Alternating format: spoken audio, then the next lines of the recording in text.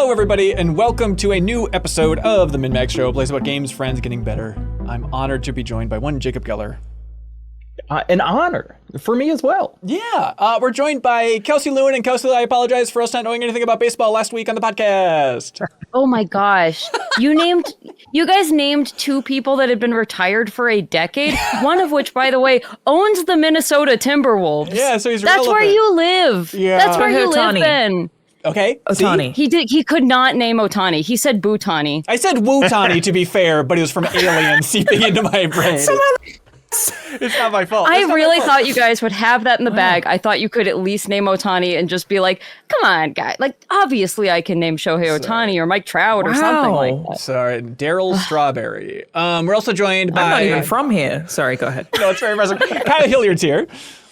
Hey, I would have gotten a bunch of baseball players if I had been on that episode. Oh, no Totally. doubt. Totally. And now, the baseball Probably the expert most. herself, Alanah Pearce, returning champion. Hello. Hi, thank you for having me. It's been so long. It's been so long. Welcome, our former guest cohort. Alanah, you, I don't know if you noticed this, you don't stop. Every time I see what you're doing online, I'm always just like, Jesus, Alanah. You are, if I may kiss your ass just out of the gate, you're a very admirable person for the amount that you seem to be doing. You are just out there getting stuff done in a wild way. Don't encourage him, Alanah. He doesn't need to do more. That's what I always want to respond. Is like, I don't know that it should be admired. I genuinely think it's very unhealthy, my lust for do new thing. So I wouldn't entirely recommend it. Okay. But thank you. Yeah, you're writing for indie games, writing for big games, writing movies, producing movies. I see on Instagram, you're advertising cars. I was like, what is Alanah's life? It just is confusing. To me to do that. I was like, really? We had to reshoot it a million times because I wasn't luxury enough, which I was like, why did you pick me then? You knew what you were signing up for. I'm currently full-time writing on a well-known video game IP that I've decided just not to announce to try and like keep my peace for a bit from the internet. And it could not have been more different to the experience working at Sony, which is crazy because they're both just big studios. And I'm like very excited to get to talk about that juxtaposition. I kind of didn't realize how different it could be, which is obviously very different to the indie space, which is really feels like a bunch of kids in a playroom being like, what if this? And I committed a game development crime the other day where I was playing Super Mario Wonder. And I messaged the team on the indie game that I'm working on, Layers Deep. And I went, what if we did this thing that they did? And it is very complicated. But thankfully, our programmer, Eric, who's the one who does all the hard things, was like, you know what? Not that hard. And I was like, sick, let's do it. Which is, again, a crime, especially to do it to a Nintendo game. You're not allowed, too many game developers walk in, game directors specifically, it's a real thing. They walk in a room and they go, I played this over the weekend. Let's change the whole game. And from what I know, people working at Perfect Dark, that was specifically a real problem they had there. It's a crime. I committed it. And now we're doing it. It's great. Okay, so your indie game, it's either going to have like a giant elephant transformation or some sort of like single player thing where like people, after they die, Everyone starts singing. Oh, yeah. Okay. All the flowers talk. And it still freaks me out today. I hate it so much. They got to shut those guys up. Yeah, please do. But then the biggest thing, perhaps, the big news, Charred Pictures. You also founded a production company. Yes, Amazing. I did. Jesus. Anyway, it's nice to see you. Yeah, okay. So Yeah, so Charred Pictures is a thing I've been working on since a little bit before I left Sony. And it basically came about because I have all these friends who are in Hollywood who know nothing about video games and often come to me to talk to me about video games. And they're like, would you play this game for me? And I'll watch you play it because they don't know anything.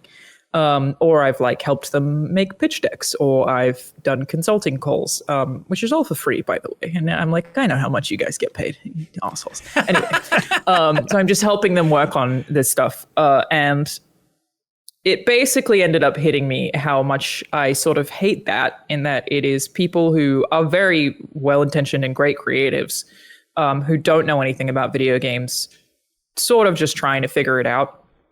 And I think we have the whole system backwards. So my whole ethos with Charred Pictures, with the things that we're already working on, is I'm not making adaptations. I'm helping indie studios make the adaptations they want to make. So I'm going to them and I'm saying, what do you want to do? I'm sure that you've sold a bunch of copies of this game. People are already approaching you. What's the game or the film that you want to make, or TV series you want to make? My best case scenario, though I understand it's unrealistic because game devs don't have any time, is that whoever wrote the game would write the screenplay, and that we would just help format that to make sure that it translates, because obviously those two kinds of writing can be quite different. Get a bunch of notes, whatever. That the composers do the music, and that we can have the actors also do the acting. That it's basically just directly whatever that team wants to make. And some of them have been really, really interesting. Like there's one game that's very animated and physics heavy where I just assumed they would want to make something animated, and they were like, nope, we want live action. And I was like, all right, not what I expected. So it's it's not really, I'm not coming to them with pitches. I'm coming to them and being like, tell me what you want and I will figure out how to help you make this. And a lot of the funding, though some of it is coming from some of the people that I know in Hollywood, is coming from content creators, which is in no small part because these are people who in a lot of cases have a ton of money and a consistent revenue stream, who really just want to make cool stuff. And Hollywood would previously not really accept them because they have a real chip on their shoulder about it. Whereas in this case, they just like, they're already fans of the thing, which I also really like. They just want to make stuff that's awesome outside of what they're like the restrictions of whatever their YouTube format is. And like Sean McLaughlin, who's Jacksepticeye, was the EP on the movie I shot in December called Godmother. Yeah. Greatest EP you could ever have. He's super interested in giving script notes, and he's like talking to us about the trailer, and he has cool ideas. But at no point is he like, I don't like it. Like he's just really down to help make stuff. It's kind of a dream come true. And I keep being like, man, Hollywood has to fight. These people I know have to fight so hard to get any funding. Whereas the content creators are like just so down to do it and to make something cool. So it feels like a very different way to approach this whole thing. But and at the same time, it's like bundled in for easier promotion, right? Like are there some lessons? We also get their audiences. Okay. Yeah. Which is also a huge thing. Do you pull from your history with Dispatch and being a Dispatch and thinking about like, oh, Dispatch was such a hit. How much of that, obviously great game, but how much of that was kind of a nice marketing boost at launch from everybody involved here on the talent side? Totally. Technically, Sean was involved before Dispatch came out, so it's not like I made that connection, but you're right. Yeah. I think that just sold 4 million copies this week. Yeah, wow. Which is crazy. I charged them minimum wage. Literally minimum wage. It's fine. Don't worry, it's fine. I'm very happy. It's fine. It's good. No, they could not be more deserving. Also entirely independently made, no publisher, which is amazing. But yeah, that's also part of it too. It's really hard to market things right now. When you try to make a film in a traditional sense, which we tried to do with Godmother for a very long time, some of the investors were like, you hire J.K. Simmons or we don't want it. Like just truly insane acting requests, which would have made it a very different movie. We have Bruce Davison, you might know him from X-Men. Very, very, very different type of actor. And they're just so specific about which celebrities they want, and you would have to completely rip up your script to make it work. So I'm very glad to be away from that system in part because we don't have to depend on these people who can be very out of touch, in my opinion, opinions for money. Yeah. But also, we don't need the big name actors that we probably can't afford for marketing. So there are many upsides, but it really is about making sure that the indie teams can make exactly the thing that they want to make, exactly the way that they want to make it. And I'm just there to help them do it, really. Yeah. Is it like, what I assume it was already in the works. And then when that news broke about like, hey, they're making a Baldur's Gate show and Larian is not involved, that's just like extra fuel on your fire for like, oh, this Totally. Messaging is going to hit right now. Yeah. The announcement timing was, I just kept delaying it for whatever reason. It is nice to work on things in private, I guess. And then I was like, I finally got to get this done. So let me just do it. And then it was based on what time Variety wanted to publish, really. But definitely, every time that it keeps coming out, I keep being like, why are we doing this? It doesn't make any sense. And I think the thing that gets me more than anything is game developers are awesome. People shit on video game writing all the time. Video games are awesome. There are so many of them that we love so much that have garnered these huge audiences because they're very good. The people who make video games are incredibly talented. But it's also when you're an indie dev, you have to be like super multifaceted. You also have to be good at marketing and you have to potentially be good at programming. I'm currently learning to code just for Layers Deep because there's only 3 of us. Like you have to learn to do so many things. I would argue in some cases, these people are more talented than the people in Hollywood. And it's like we just keep being like, no, Hollywood, approve of us. When I just want to like yell and be like, actually, Hollywood needs video games. Video games don't need Hollywood. You guys are all so talented. You could do this by yourselves. You don't need them. Obviously, we need crews. They're very different to the way that things work with game dev. But I just keep feeling like we're being the games industry is like being robbed, and that definitely feels like it hits home every time there's a new Game Awards and some celebrity's on stage who doesn't know how to pronounce the name of a video game, and it's like, why do we keep acting like we're the uncool younger brother? We're way cooler. Their nephews play video games, and I think that counts. They recommended they take the project. Yeah, you're right. Yeah, you got to try out Mario Kart, which you do. To be fair, I'm gonna mention that later today. So Yeah, because what we're talking about today in this episode is 25 games you need to play to understand the world of video gaming. That is the bigger picture of what we're going to be getting to for the meat of this discussion. And then back half of the show, community questions. We have some great questions, including some more about video game adaptations, stuff like that we're going to be diving into. But before we leave Charred Pictures behind, like, what do you want from us, Alanah? Like, what are you looking for? Are you looking for developers to reach out to you? Like, do you want to be a good go-to if people are releasing an awesome indie game and they're interested in having it adapted? Or what are you looking for? I'm in a little bit of a pickle there in that we have more interest than I have time to manage. So I have to figure out what I'm going to do about that. Yeah. I would like to be seen as a resource for indie developers, though, in that I'm not trying to buy rights. That's also a really unique thing that literally no one has ever done before. I don't care if you want to make your thing with someone else. Why would I try to buy the thing you own from you? It doesn't make any sense to me. I'm sure we'll have contracts for each different project that will make sure that like no one gets screwed over. But I'm not trying to prevent you from making it with someone else in the future if you want to. I don't care. But even if you don't want to work with Charred Pictures and you would like to go the traditional Hollywood route and you're an independent game developer, really everybody kind of knows each other. I'm only one step away from someone you know. I would like to at least try to act as a shield. I am willing to pay for people's legal services to help with their contracts themselves to avoid them getting screwed over by Hollywood, to make sure that they have protections in place and actually can have the creative say, because all of these people with their beautiful veneers and their perfect hair will walk in the room and be like, no, we want to hear everything you have to say, definitely. And then they like George Lucas doesn't even have an input in Star Wars. You know what I mean? Like it's not true. So I'm willing to help indie devs who are being approached about adaptations, even if we don't work with them and they don't want to work with us. And kind of part of it is if you just want to sell to Hollywood and have them make something and you don't care about being creatively involved, then I would say Charred Pictures is not the production company for you. Like, I don't want to make stuff unless we're working directly with dev teams. But yeah, it would be, approach me. If we're not the right fit for you, then it would be, I will help you find someone else. And again, we'll help you with legal protections just so that you don't have to worry about being torn to shreds by Hollywood as well. So I really am just trying to help. And any money that we make will go into making future films. I'm not trying to profit from this literally at all. So every ounce of profit will go into funding more things so that we even less and less and less have to depend on outside investment too. So that's nice. It is suspiciously nice, but it's just a matter of like your content creation side, you're fine financially, and so why not put some good in the world? That's the idea. I also just really care. I really do. I think the system sucks and I would like it to change. Yeah. All right. That's fair. Hell yeah. Hey, Jacob Geller, how you feeling about, I think we're going to Spain in like a couple weeks or a week and a half. I hope we are.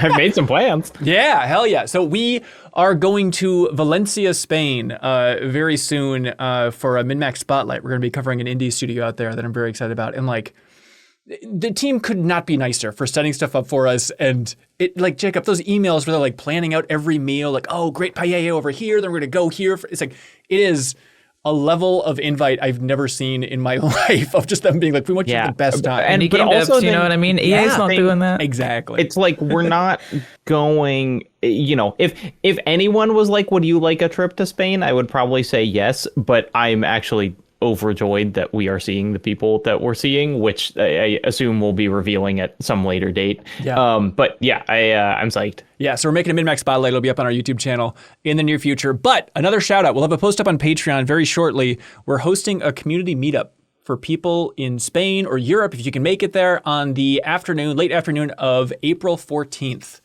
We're going to be in Valencia, Spain. So look for more details on MinnMax's Patreon. We'll post it on social media as well. But please come on out, say hi. It'll be fun to see the Spanish audience, how many folks are out there. And then also, here's a fun thing. If you support MinnMax on Patreon at the $5 tier for new or returning supporters, jumping in at that $5 tier before this coming Monday, April 6th, I will personally DM you a Steam code for Skate Story. Jacob, remember Skate Story from December? Ben, it is probably my most listened to game soundtrack this year. Yeah, I just listened to that album on repeat.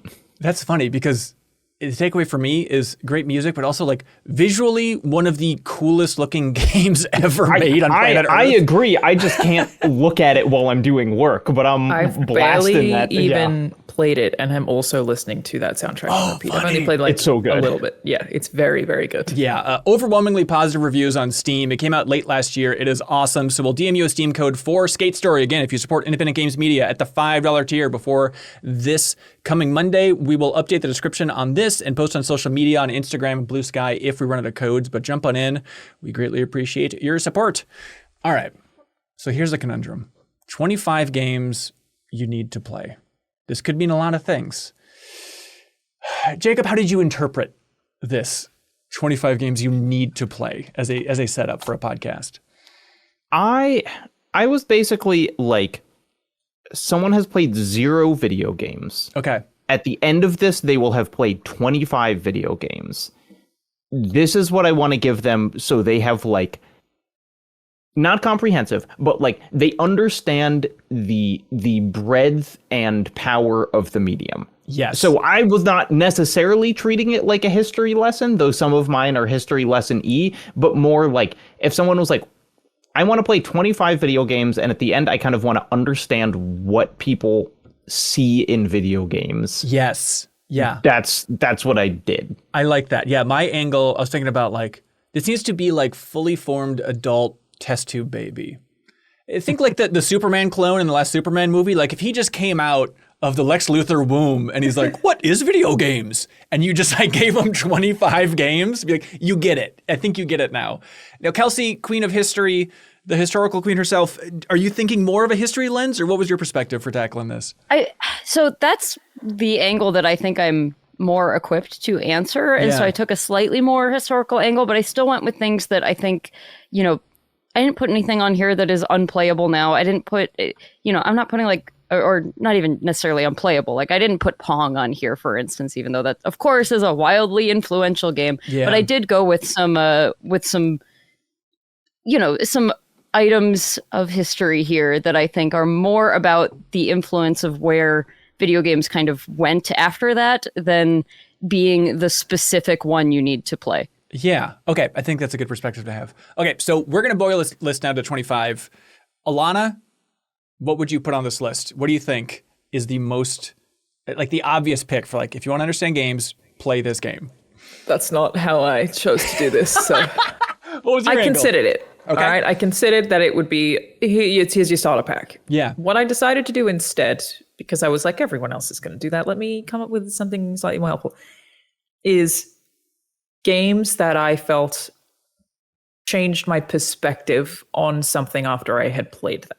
Ooh. Which is not tremendous, but like things that I played and was like, oh, I see this medium differently, or I understand something differently, or my world has gotten bigger by virtue of these games. I like it. Existing. So I'm going to start with a real brutal one that is very hard to argue against. Whoever takes this off the list is a monster. Mm-hmm. That Dragon Cancer. Oh, Alanah, you cannot put that trinket as the first These are game. In order. Okay. The first game the test tube baby plays is that Dragon Cancer. Jeez. Okay. What if it gets cancer? And now it knows what that feels like for its parents. Oh my God. So for anyone who hasn't Alanah. played that Dragon Cancer, Yeah. it was made by two parents when they found out that their child had cancer. And it is basically a series of vignettes of them dealing with the life experiences of having to confront that consistently. It is the saddest thing I've ever played and is truly beautiful. Quite short. Play it now. You should go check it out. I know had like some trouble with sales because a lot of people just watched it on Twitch or YouTube rather than actually buying the game. Go buy the game. Yeah. But it was one of those things that made me feel differently about storytelling in general.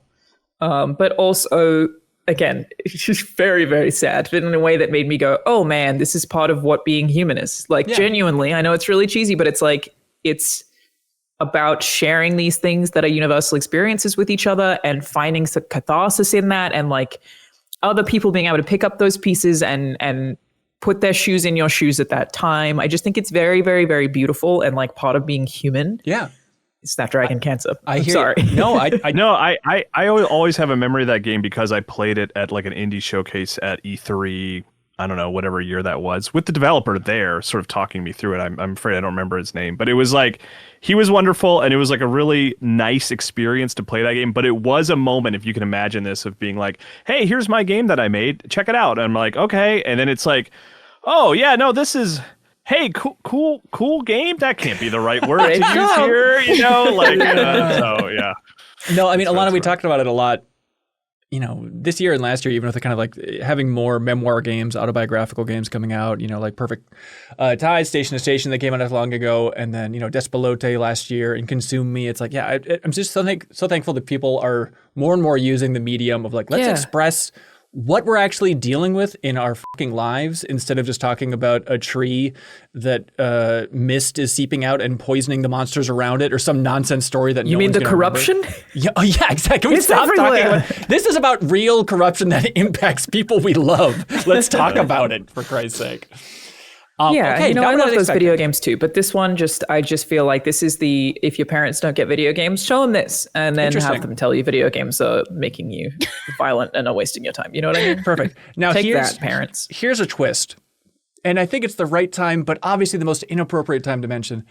In honor of Kyle Bossman, also former guest cohort, when he was building lists of MinnMax, he introduced one simple rule, which we'll build up a list, we'll debate it down, but he introduced a shuriken dipped in poison that everybody has in their pocket, and they can throw it at any game on this list, and it's off the list forever, no further debate. And the dog agrees. So that is in just said, yes, get rid of it. So that is in the pocket of everybody, and we can axe any game on this list. I'm not saying we do it right now for whatever game. Go ahead, do it. I dare you, you monster. Go on. Kyle Hilliard, what would you put on this list, man?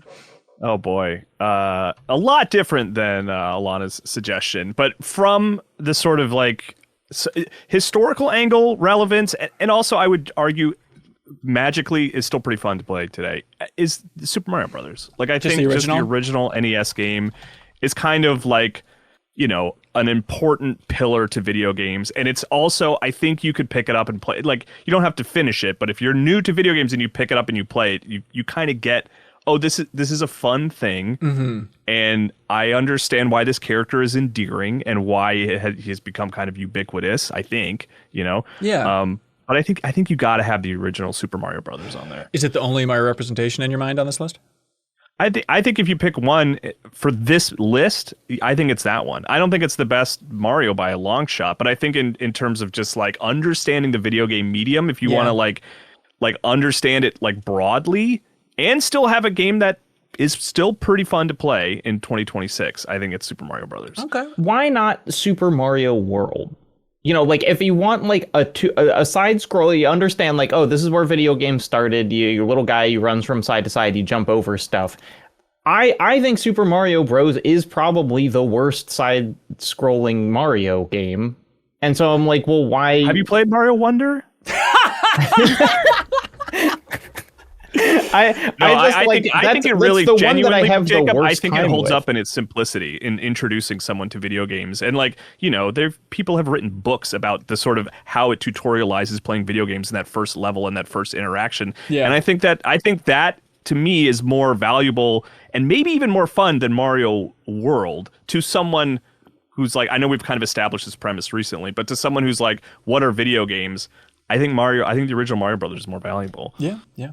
I think that it truly depends on if we are asking this person to play through the entirety of every single one of these games or not. Yeah. Because Kyle, I completely agree with you that the first level of Super Mario Bros. Is one of the most just perfect distillations of how do you teach someone how to play your game quickly and, you know, without too much consequence and have them understand it quickly. And I do think that game does it better even than Super Mario World, which of course is a better game. So I think if you're just teaching someone like, what is the concept of platforming? What is the concept of, you know, jumping and power-ups? Although I had Donkey Kong on my list, which I think is obviously not literally the origin of jumping in video games, but it is the popularization for sure of that concept. I don't know that you need both Super Mario and Donkey Kong on this list. I think if you're doing two influential Nintendo things, you're probably doing either a Donkey Kong and like a Super Mario 64 or something along those lines. But I don't know. I think we could split hairs about which Mario belongs on this list all day, but I think level 1, Super Mario Brothers, go for it. Yeah, it'd be cool to have. I agree. And by the way, don't wait for me to call on you. Feel free to shout something out if you're feeling eager. This might be the first example of cheating for putting on the list, but realistically, if you're trying to teach people what are video games, I think you want to pack in the game that has the most video games in it of all time with objectively the greatest video game soundtrack of all time, and nothing can compete ever. Wii Sports. That's right. It's Welcome Tour. Super Smash Bros. Ultimate. What are we doing? It teaches them all these characters, all these soundtracks. You get the full history. You understand fighting games a little bit. Platform fighters. I hear you, fighting game dorks. But I think it encompasses so much, we can't not have it on this list. I disagree. like- if you have Yeah, someone who's never played video games before, you want to inundate them with It'd be like, bro, I've got this 1,000 movie things you've they don't gotta know. see. The first movie you've seen, Avengers Endgame. It's got everyone. You're gonna love it. Wait, it's Ready no. Player One. Just like, what? But you're not gonna be confused. You're not gonna get it. from Get that. it? You see Banjo-Kazooie, you say, I like the bear with the bird. I'm not Yeah. confused about the lore. I actually had this experience somewhat recently where I It's was not playing. teaching.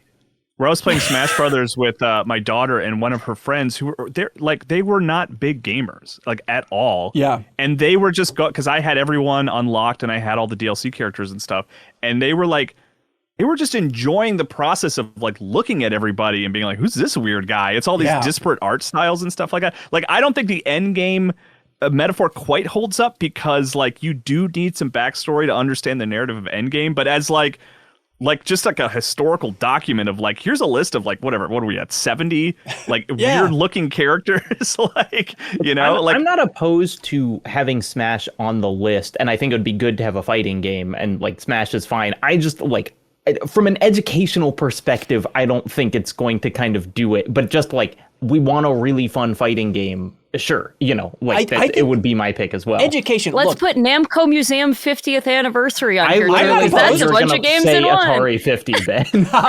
oh, UFO 50. is what honestly, thought you I were do saying. sincerely think UFO 50 should also go on this list.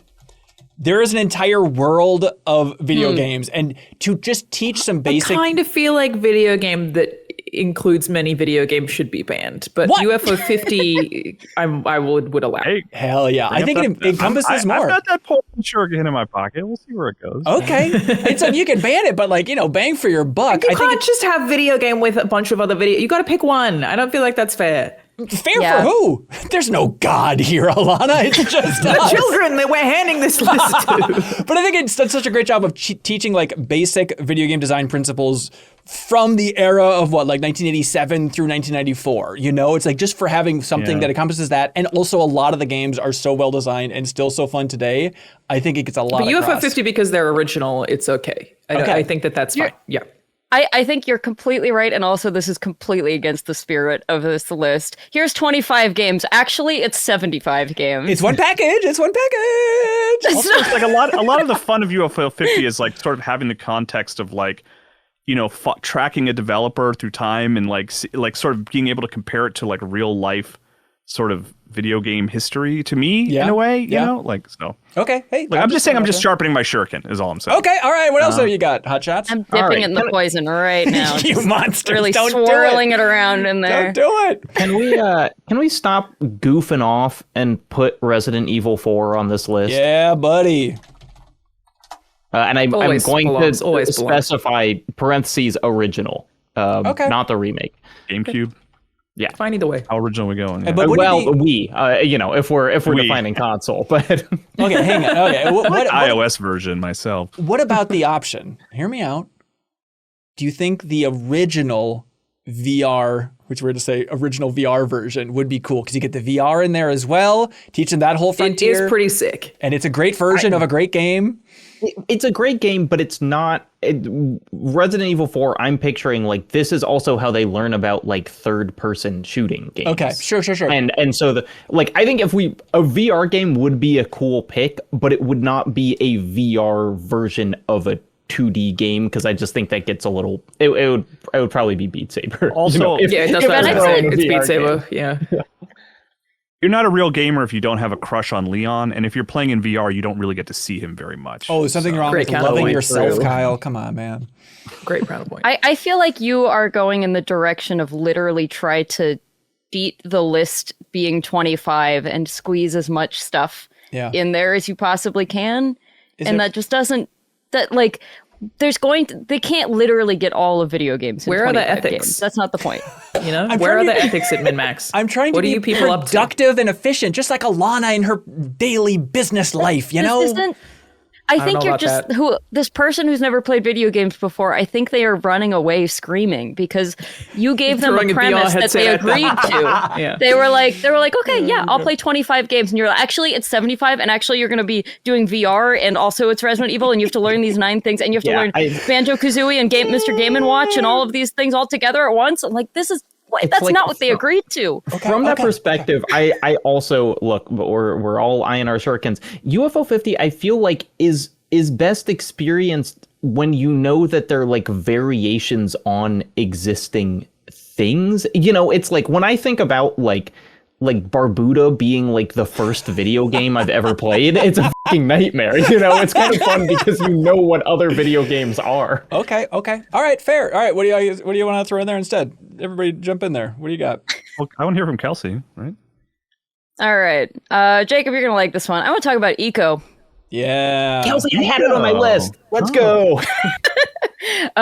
This is definitely one of those where, was it an enormous commercial success? Not necessarily, but this is, you know, it's kind of that like Velvet Underground kind of game, right? It's like every game designer that played it made a really good game after that because they learned so much from this. So, Or at least had a second character with you for the duration of the game. That's the lesson. Another like lesson, you know.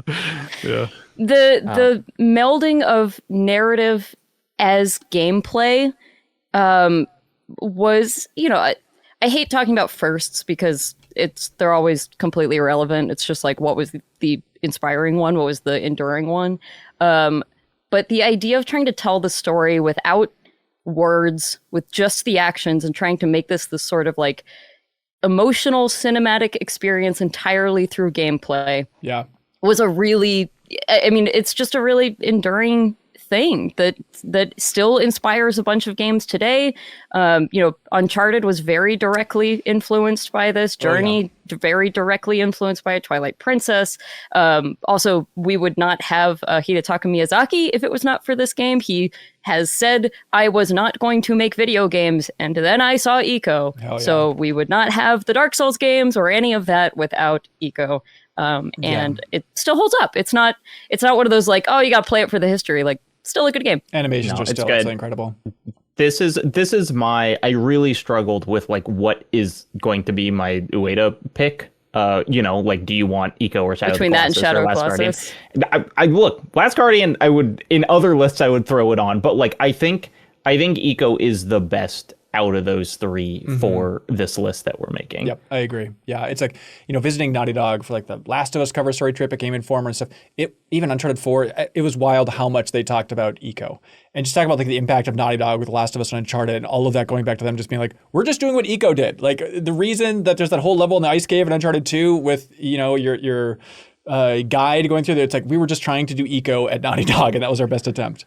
It's like Ken Levine saying Bioshock is just Half-Life reskinned, which is kind of true. But Eco was also on my long list. I didn't end up cutting it, but inarguable choice. Excellent choice. Yep, Conquer. fantastic work. Thank you. Okay, I have one. But what if before we get to that one, we get to a wonderful ad read? And I know what you're thinking. You're thinking, ad reads?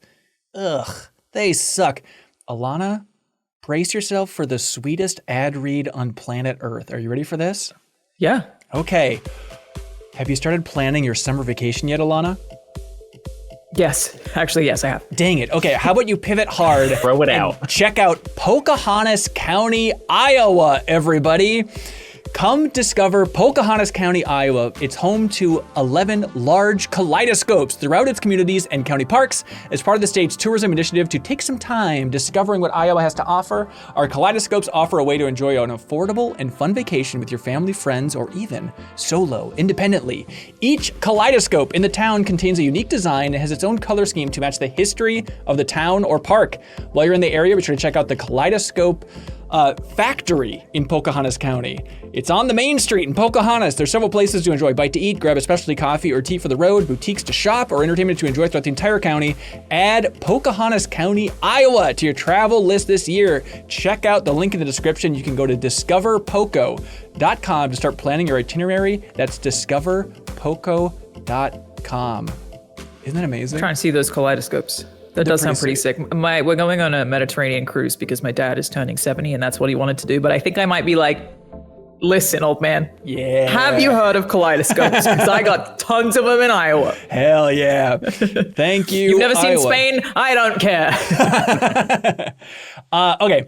I've been thinking a lot about music games. You know, one of my favorite genres, and thinking like, how do you represent that on the list? Do you go for something popular like a Guitar Hero? Personally, and this feels like a weird confession, like I love Guitar Hero, I love Rock Band. Gameplay-wise, I think they're caveman levels of complexity. Obviously, it takes a lot of skill to get good, but like actually what you're doing is so... Is that bad?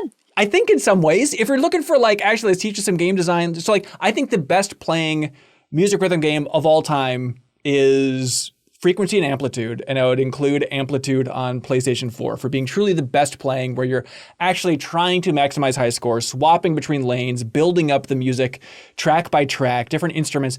And so I wanted to go that way, but then thinking about it more, and this is against everything you stand for, Kelsey, but are we kind of killing two birds if we just put Tetris Effect on here and you kind of get some musical gameplay in here? That's a great call. Oh, thanks, man. Because it was like, I was like, well, someone's going to have to say Tetris. Yes. But I love the idea of having Tetris Effect be the version of Tetris, because it is, That was also on my list. Tetris Effect. You're getting the like experiential game at the same time that you're just getting, Tetris, objectively the perfect game. Right. That is a game that I regularly, if, I'm with a parent or someone who doesn't really play video games, I go, you got to check this out. And then I will just play Tetris Effect. Like, it is so visually interesting. Obviously, also their weird Euro pop. There's some weird music in there, but it's wonderful. Truly beautiful, really relaxing. Like, it's a game that I already am like, you got to check this out. That's right. And as you learned from the Tetris documentary, the interactive one, that it's telling the history of Hawaii through the story mode of Tetris Effect. That's what it's about, apparently, is the natural history of Hawaii. So it's educational at the same time as you're teaching this test tube baby about the world. Just trying to cram as much information into this poor person. Is it a crime, Kelsey? All right, that's my pick. All right, I'm going to put forward Portal 2. Portal 2. Okay, I like it. Always a war if it's Portal 1 or Portal 2. I always struggle with that. But I think they are the best video game ever made, and the most perfect video game ever made. But Portal 2, I think, edges it out because of the co-op. I think that is a thing that if you can play with someone for the first time and you can, help them get used to dual sticks, that is such a wonderful, unique experience that is very difficult to find in any other medium, let alone in any other video game. It's funny. It requires a lot of, obviously, cooperative work. It's very creative, a lot of puzzle solving, got to use your brain a whole lot. Yeah. But it's also like, even with all of those truly incredible things already, it's also very well acted and well written. Banger That of a video J.K. game. Simmons on there, which we learned earlier in the podcast, is required. You must have. For any creative that's true. endeavor. Money. It's true. Yeah. Great pick. And I think Portal 1 versus Portal 2, I think it's like Portal 2 without even any debate. I'm surprised that even becomes like a question. It's just because Portal 2 doesn't exist without Portal 1, but I do think Portal 2 is the better game. Yeah. Love it. Another perfect game. Let's throw Inside on there. Oh, Kyle. Interesting. How do you not? I think, Jacob, you recently did a video with Patrick Willems, right? And you presented him with Inside, and he's Yes, not like I a told big gamer. that's one of the games he needed to play. Like, that's like one I've heard. It's not a common like story, but like I've that idea of like, hey, you don't play games, I'm going to give you a couple things to check out.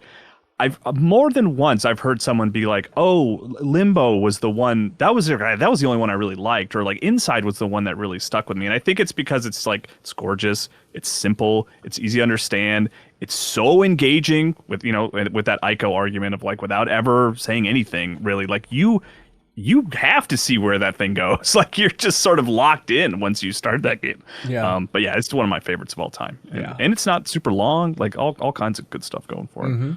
Let's put an oldie on there. Okay, kind of oldie. Super Metroid. Okay. Now, is this The other Velvet Underground video I game was thinking about this, and I was like, there should be a Metroidvania.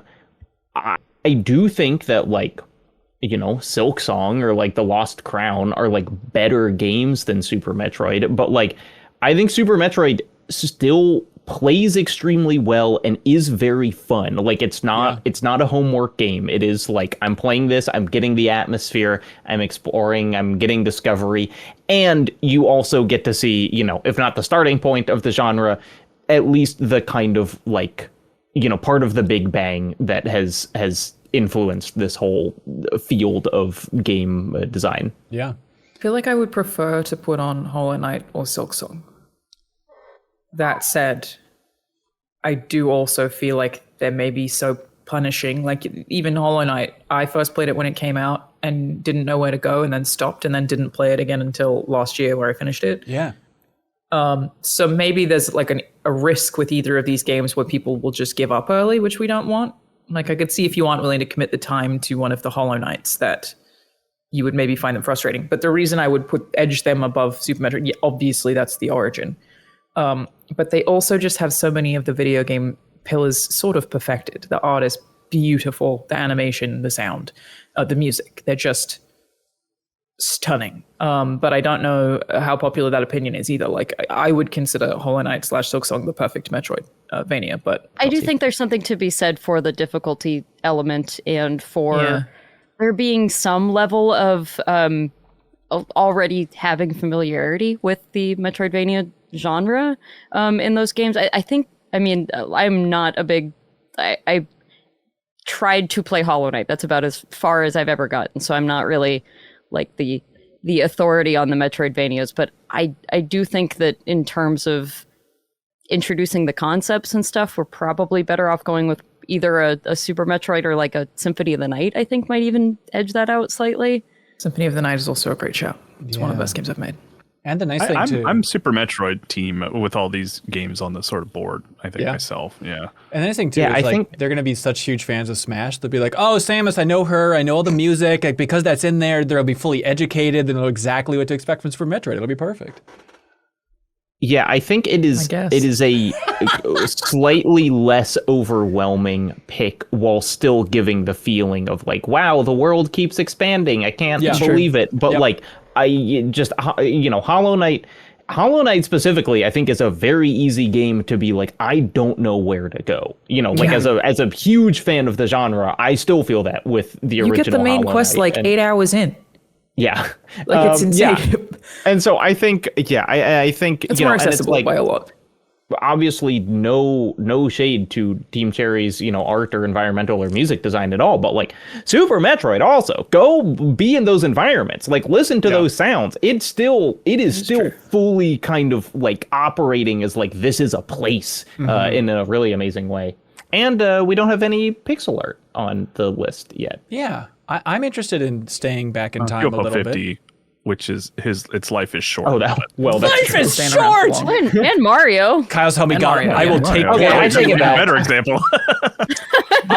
Would anybody balk at the idea of putting truly one of the greatest games of all time of Miss Pac-Man on this list? If you gotta just experience an arcade game, which I feel like you'd have to have at some point, like why not do one that teaches some history, incredibly important, still plays great, you'll have a great time. It's like, obviously, everybody who wants to understand video games should play Miss Pac-Man at some point in their lives, right? And that over Pac-Man just because it's faster? Yeah, it plays better, yeah. Okay. What about Miss Pac-Man versus like Galaga? I would say versus Space Invaders if we're... I mean, Galaga is just the Miss Pac-Man of Space Invaders, I guess. That's the like slightly... I think Pac-Man it's still so fun. I think you're gonna have a great time. Space Invaders, it's important, obviously, but like if you gotta pick which one you're gonna play in the arcade for fun, you're going Miss Pac-Man 99 times out of 100. I think you're going Xevious personally, but Xevious gal. Look, I was tempted by Robotron as well. You know, like one of my favorite arcade games, but I think Miss Pac-Man's the way to go for this list. I think that it is definitely a game that you can hand someone who's never played video games, and they're like, "Oh, I get it," and it's fun. That's right. Yeah, and they need to understand when they read an article and it says video games have come a long way since Pac-Man. They need that reference. they're like, Yeah. I met his where wife. we're far I from. know who that is. Okay. Well, his girlfriend, to be very clear, Kelsey. Oh, sorry. It's They mixed. got married on like the cover of a game magazine or something. They had to officially legally change the name. Computer Gamer, maybe. Oh, God. What cover is that? Yeah. It was really romantic. I want to talk about Quake.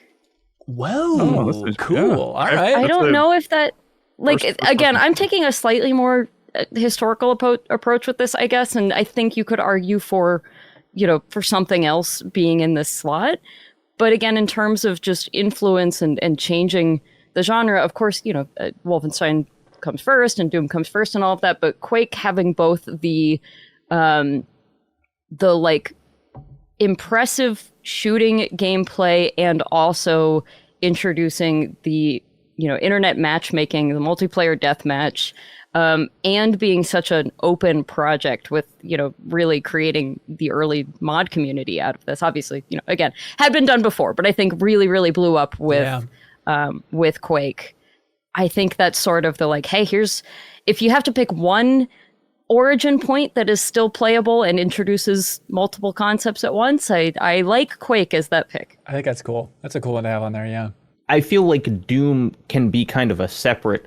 I don't think it would be crazy to have both Quake and Doom on the list, but like But at hard the to end of this, justify, but also not crazy. I agree. If we don't have a Doom or a Doom kind of adjacent game, I do feel like it will be like, damn, what are we doing? Right. Is Quake but Doom maybe- adjacent enough for you? Yeah. Okay. I don't know. Let's So get to Quake the is end of the not list. Doom enough Well, for you to Yeah. be. yeah. Okay. I got one to throw out there. It's a foolish list if we don't have it. Freaking Minecraft, you guys. Come on. What are we doing? Yeah, Let's be honest here. Great call. Yeah. Obviously. Okay. Thank you. No debate. Yep. I want Breath of the Wild on here. I think you're right. As important as Link to the Past is to me, and I still sort of point to Ocarina as my favorite game of all time, I think Breath of the Wild is just this sort of like unmatched sort of like, look, you can kind of go where you want in here. And that's really fascinating for sort of anybody, young players, new players, someone who hasn't played a lot of video games, someone who has played a lot of video games. It's like, yeah, and it also moves really quickly, like as I've been replaying Twilight Princess, and I'm actually kind of charmed by the slow start of that game, but it's like, man, Breath of the Wild really just gets you going, and like also puts you in a position where you have your feet under you too before it really lets you off into the wilderness. In a way, and it's also just so rewarding to move around that world and see what there is to find. And yeah, I think that's the Zelda that goes on here. I think you're right. And I think it's like, is that just the open world that goes on here? Do we need more open worlds? Maybe. It's an interesting one because I feel like it's like, is it the best Zelda game ever made? And I keep struggling with that because Zelda's so nostalgic for everyone that I can't tell if it's recency bias. It's so good though. What a game. Yeah, I kind of agree that it's like definitely the open world game, but maybe there is room for another, like a linear Zelda. Well, Just I was going to because say it's not the only Eco. open world game. I think we would be remiss to not put GTA 3 on here.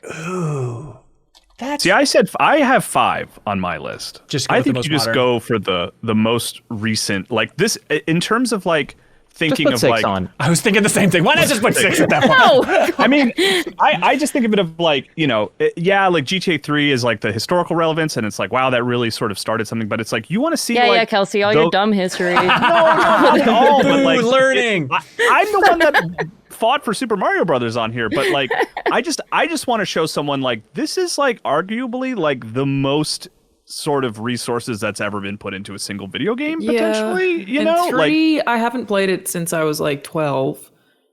I don't know how good it feels to play anymore. Well, the Switch version, the recent ones are 4 feel pretty good. Like I played a couple of hours. Yeah. Of this, but like I just Ugly Rain or whatever it was. yeah, but I like the idea of just like I said, like this is like there's little competition in terms of how much resources have put into a single creative experience. Sure. When you talk about GTA or Red Dead Redemption 2, I think Red so Dead 2 is I would kind of interesting. go with 5 myself. Yeah. How are people feeling 3 versus 5? I think I agree with 5 because it gives you more things. I also think that the story of GTA 5 is really underrated.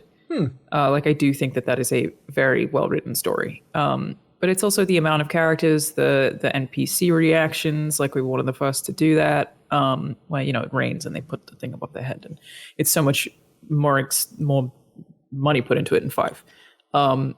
The real world locations. I mean, they're both very good games. I like them both a lot. I do think 5 makes slightly more sense for this child who's going to be like, I don't have time. I have to go to school. Leave me alone. I think this is just entirely the distinction of, do you care about its influence on the wider Right. industry? Right. The versus just what's the most recent and resource heavy version of Though also, I mean, evolution the of this. influence of GTA 5 on the wider industry is still Also true. pretty big. It is true. It is true. But it's We not. should I don't all feel like make it's a games that cost fundamentally $500 different. million. I don't think it's a That'll go fundamentally well. different kind of influence than GTA 3 had. I think it's just an evolution of that influence, unless you're talking about it from a financial perspective, in which case that might be true. Here's 3, my 3 is like a mechanical influence. Like 3 is like let's re-examine It's how video storytelling. games work. Yeah. Yeah. here's the way I was thinking about it. Thinking about if you run into someone who's cock of the walk on the streets and they're like, I understand video games. I know everything about video games. I've played everything. And you ask them, and then they confess to you in private that they've never played GTA 3. I'd be like, I don't care. I also don't I really would care. also, I think, encourage them to play San Andreas or Vice City before 3. Though I get that it's a pillar. Yeah. But if I was going to be like, you got to play this, it would be San Andreas or Vice City before it would be 3. Yeah. I can't argue this because I think we're just talking about different Yes. definitions You're of right. what this list is. And It's so, yeah, I think that's totally fair. And I think if it is not weighting the influence on the greater industry as high as it is weighting just like, hey, what is sort of the distillation of this or where this has become Or the best version of this, I suppose. best version of Yeah. it. Yeah. Yeah. Okay. So GTA 5 seems to be the group consensus. I'm voting 5. Yeah. Okay. Like it. Okay, Kelsey, stay with us. Stay with us. What else would you want to put on this list? Give us another. Give us one that's good, Kelsey. Give us one that's good.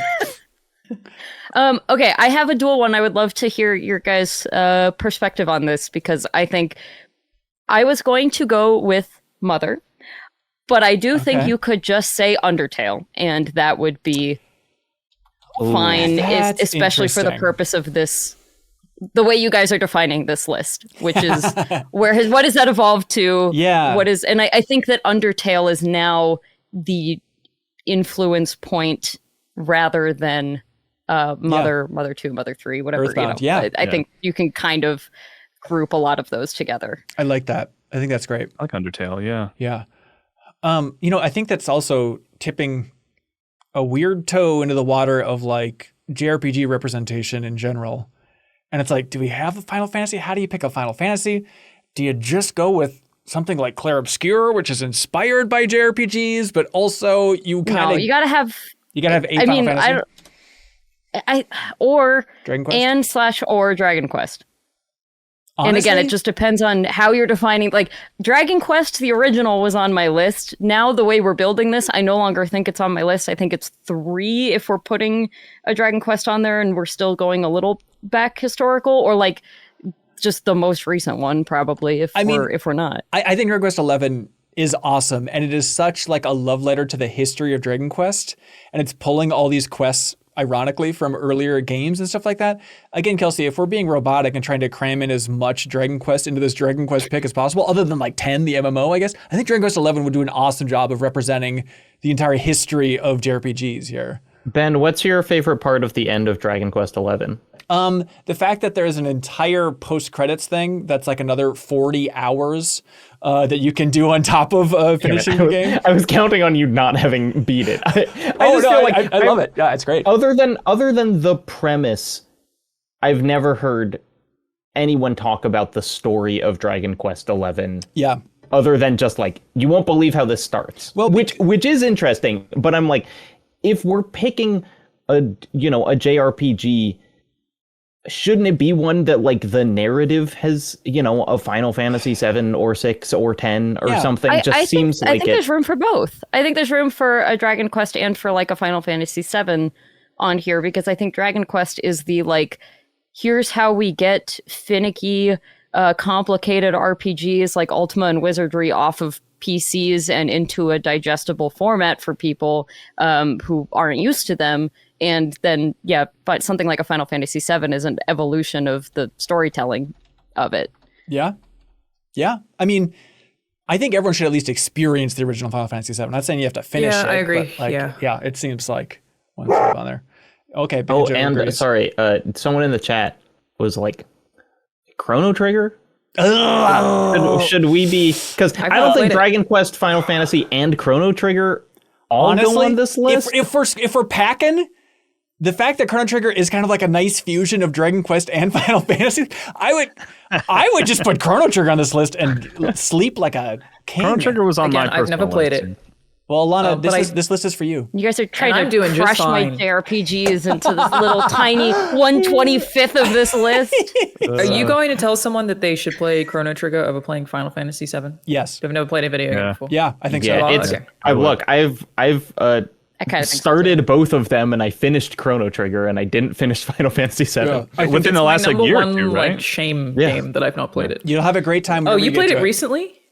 Yeah, I played it like last or December And 2024. it's totally fine? Yeah, rules. Yep. Okay, I really do. Yeah, do that. that is one. Gosh, we played it, Ben. What 3 or 4 years ago for Deepest. Kyle, I got whenever bad news. MinnMax That was started. 6 years ago. That was the start of MinnMax. Yeah, The that deepest can't be dive. right. Yeah. Surely not. Yep. But no, I played it for the first time on DS. Like when that released. That's also how I played it for the first time. And it's like it's the pace is really good. The combat, it really does hold up. It's Yeah. like it is one that is still fun today. Yeah, And it's I'm, funny I and don't very- think I'm saying that as like a nostalgic old man who didn't realize that we've been doing this for 6 years. But Yeah, Sarah's that like long, streaming you're it fine. now, and I think Sarah's having a good time with it, and so I think if Sarah likes it, by God, it's good.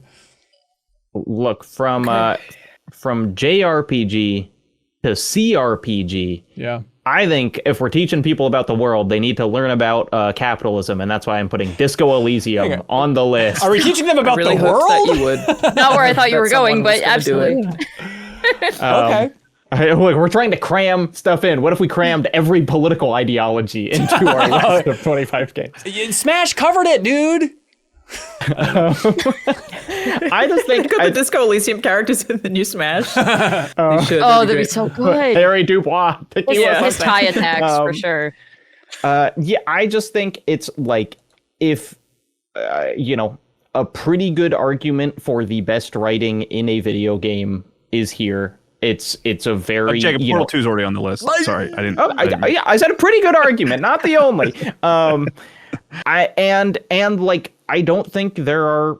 Looking at this list, I don't really think we have anything on it that approaches the idea of what Disco Elysium is as a game, and that and it's like, again, you could say Planescape Torment, you could put these other ones on, but I think in this case, Disco Elysium is already having and is going to go on to have just an unbelievable influence on the medium, as well as simply being one of the best games ever. It's also one of those ones that I played and felt differently about the world. Disco Elysium is one of the best games ever. Not for everybody, but that's okay. You can turn it off. We didn't say you have to finish them all. Alana, what would you put on this list? What are we missing? Speaking of Jacob Gelleros video games, Outer Wilds, Yeah.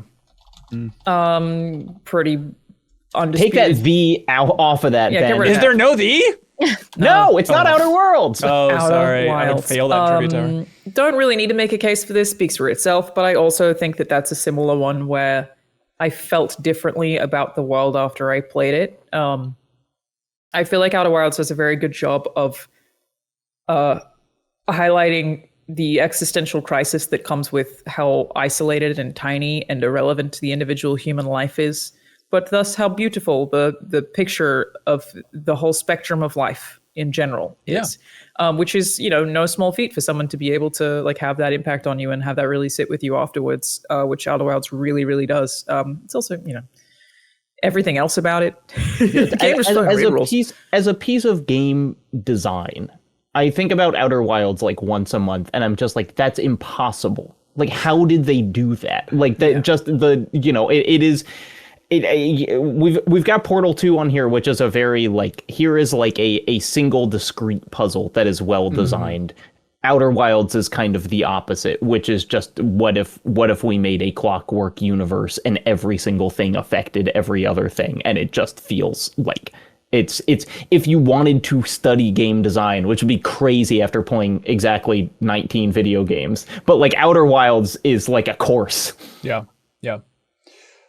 What about if we're representing genres?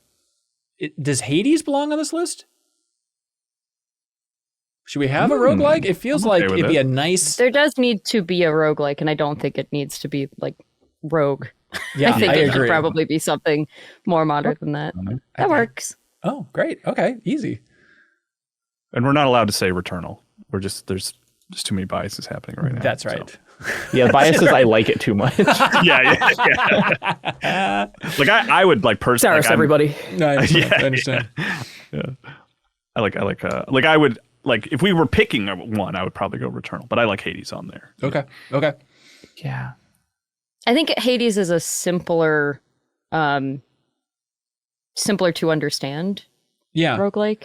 And does that make sense? Yeah, and also for being, analytical, it's like we don't really have an isometric game yet. Like that's kind of fun to show somewhere on the list. Like Disco Elysium. Oh, damn it. Yeah, you're right. You're right. But it feels, comparing those, they're like they have the same camera. Yeah. Right. Also, Hades is one of those games to me that like has elevated into the sphere of people who don't play a lot of video games. Yeah. But they'll play Hades. It's like I don't know what causes a game to cross that line, but I know so many people who are like they're all very pretty in that game. Yeah, like Stardew Valley and Everybody's Hades, or that's fair. Yeah. Ooh, and it's like it's roguelikes are a genre built around failure, and Hades is probably one of the best at kind of telling you like this is fine. You're not, assuming someone's never played a roguelike before, if you're playing like Binding of Isaac, I think you're just going to throw your computer out the window at some point. Yeah. And so for all the characters to be like, this is part of it, you're doing it right, just keep trying, you're going to get through eventually, I think would be a good introduction to the genre. I mean, it's been mentioned, it's been summoned from the depths of the earth. Is it stupid not to put Stardew Valley on this list? I think that's good. I think it's gotta. If you gotta have something to represent that, other than Fields of Mystery, with all due respect, like I think Stardew Valley is probably the way to go, right? So sort of, this is not exactly a counterpoint, but we have to probably have The Sims on this. Yeah. And Which one? I do think that those have some similarities in terms of, what they have done for the industry and in the, well, I don't know. No, I think they're different enough. I take it back. The Sims? Yeah. I think so. They should both be on there. The original, like the first, you think, or that's what I had on my list, Kyle. But again, I think The Sims, I don't care. Let's just do. Let's do The Sims 2. I think is probably the. Because like 3 and like, or what are we on? 4? Right? We're on 4 now. And that's like too much, right? Like if you jump into that, That's too many games. right? Yeah. No, I mean, Well, you couldn't have figured it out with the first 3? I'm referring to like the density of the game. Like I assume 4 like assumes that you know how The Sims works already when you jump into it. Yeah, and right? I still think it's like they've gotten more impressive graphically, but I still think that you could go play The Sims 2 and get the same core experience and have just as much fun. Yep. And The Sims 2 still had a level of difficulty in it that I've not played a lot of the modern stuff, but my understanding is that they've removed a lot of the friction over time, and it has become there's less like gameplay. More about sort of the dollhouse elements, which have always been there, but I think The Sims 1 has a lot more friction in terms of taking care of your Sims. The Sims 2 is kind of the nice like middle ground where it is absolutely still a challenge. There's still a lot of stuff going on, but they have kind of added they've added a lot of the things like, you know, pets and whatever, right? That were Also, if you pick the missing in the first. console version, it had co-op, split screen co-op. Oh yeah. That's Nobody insane. talks about this. That is weird. The Sims 2 had split screen co-op where you could each control a different sim in the same house. Also, Herbs, Sims in the City, same idea, split screen co-op. It's bringing it to it. It's But, like, crazy. I hear that, but Alanah, I'm sorry, in my heart of hearts, I cannot choose the console version of Sims 2. I just cannot. I cannot add that Yeah, parentheses. you need the mods. You need to be able to it's make true. them Yeah, do right. horrible Yeah, things to each other. Teach them Yeah. about the mods. That's true. But I think this is important in here for, you know, Minecraft is also kind of this game without clear objectives, although, I mean, there is a story mode, but I think that's not really the way most people engage with it. A lot of the Sims spin-offs, like you're talking about the herbs and stuff that are very popular, are a lot more like objective based than just this sort of sandboxy thing. So The Sims 2, I think it. that's a good choice. Great pick. Since we're running out of space, I do feel like we need a Mario Kart. Okay. Now this And like is, a racing game in general. Yeah, that's Yeah. true. We're missing fighting games, I you're have missing 8 on sport. my list as I think it's the best, but I would also accept 64 for the nostalgia, really. But I do have 8 on my list. Yeah, 8 Deluxe. my pick. I think it's got to be 8. Let's go. Yeah, 8. a great It's game. the best Mario Kart. Okay. So All right, we're on number 24 now for audio listeners. We're getting down there. Do we need a fighting game? We got Smash. We're set. Smash. no, Oh, you're I right. Come on. I mean, okay. Are we gonna? I won't argue it yet. I mean, I think Street Fighter is a lot more like we just Street put Fighter Street Fighter 2 2? specifically would be have a lot more, you know, enduring influence on the direction of fighting games for the entire rest of the industry. Yeah, but Whereas It's Smash a has fun always thing, like been too, it's yeah. very important, but it does kind of like do its own thing. And there of course have been some imitators and stuff, but Street Fighter like changed the game. yeah, but if we want to teach people about everything, we do Marvel vs. Capcom 2. Then they understand the world of Marvel as well. And this baby from the test tubes. Then they can see You Endgame. have to stop doing this. Okay, sorry. Right. Okay, Street Fighter 2. They're Great going to choice. play Smash Bros. And then they're going to play Marvel vs. Capcom. And then you're going to show them Disco Elysium to undo all of that programming. Be like, and you don't want to buy this. You don't. You don't need these toys, kid. All right, 25. Again, we have our poison shuriken, so it's not like it's the end of the road. But what else do we think goes on here? I put It's looking pretty good. I think it looks awesome so far. So I what's put on my list that I was like, I don't want to campaign for this necessarily, but it's like maybe worth a discussion. Is do we want to put a Call of Duty on here? I actually had Kyle- Spec Ops The Line Okay. for my shooter, specifically because I was like, well, it's at least undoing all of the programming that comes with the other shooters while giving you the shooter. That is on my list, but I also wasn't going to campaign on for it. third person. That's interesting. Yeah. I think it should be COD 4 if we're doing. Yeah. I kind of don't think that Spec Ops The Line makes sense if you have not haven't played played COD. Call of Duties. And I think 4 is also, while it has its problems, maybe the least kind of like gross of the modern, you know, it's like it's still kind of doing things with its themes about like war and modern combat and violence that I find much more interesting than like the modern Call of Duty campaigns. Yeah. And then you get the COD 4 multiplayer, which is again the most important thing in its genre of the past, 20 years or whatever. Yep. What a moment. Hell yeah. Speaking of moments, number 26, I'm going to throw on here for discussion. It'd be nice to have something to represent the franchise, and I understand it's not the best, but if you want to show the scope of video games and what they can do, I think Pokemon Go should go on this freaking list. You get the monster catching, teach them the importance of monster catching, also the potential of games, getting out there, interacting with the real world. It's completely different from anything on this list. I think it deserves a spot. Okay. I think that's a cool choice. Oh, nice. Look at this. What a warm bath I'm slipping into. I mean, the thing about Pokemon, I mean, and maybe this is a hot take, but it's like, I don't know, there's not like a I don't like love any of the Pokemon RPGs. It's like some of the most important games of all time. I like them, but I maybe I'm alone on that island. I don't know. That's blasphemous. Yeah, you're absurd, I'm Kyle. sorry. But I still think if you wanted, go for a twofer. I think Pokemon Go gets some of the monster collecting ideas. Yeah, well, I think we can all agree Pokemon going Go for would be good twofers. 50. For 3 for 4 for. Yep. Is it weird? He was summoned for the eco discussion, but is it weird not to have any From Software stuff on here? Is it weird not to have Elden Ring or Bloodborne? Well, you don't need Elden Ring when you have Breath of the Wild. Yeah, I think I agree with you that. pick. So, Alanah, you're going to say you pick Dark Souls? You pick Sekiro? What's going on? Sekiro's too intense. Dark Souls, yeah. Dark Souls 1? Because we don't have anything on. Yeah. Yeah, the first one. We don't have anything on here that would represent that. Otherwise, Yeah. Sekiro is my favorite of their games. Bloodborne, obviously incredible, but I do think Dark Souls is the quintessential. Okay. You can't do Demon Souls. That's too mean. Yep. I agree. Okay. I'm not throwing this 10-year-old kid into Demon Souls. Understand world tendency, kid. Come on. Capitalism and world We tendency. are throwing a 10-year-old into Disco Elysium? Oh, yeah. Of course. I'll get it. I'm gonna poison Shuriken. Whoa, whoa, UFO whoa.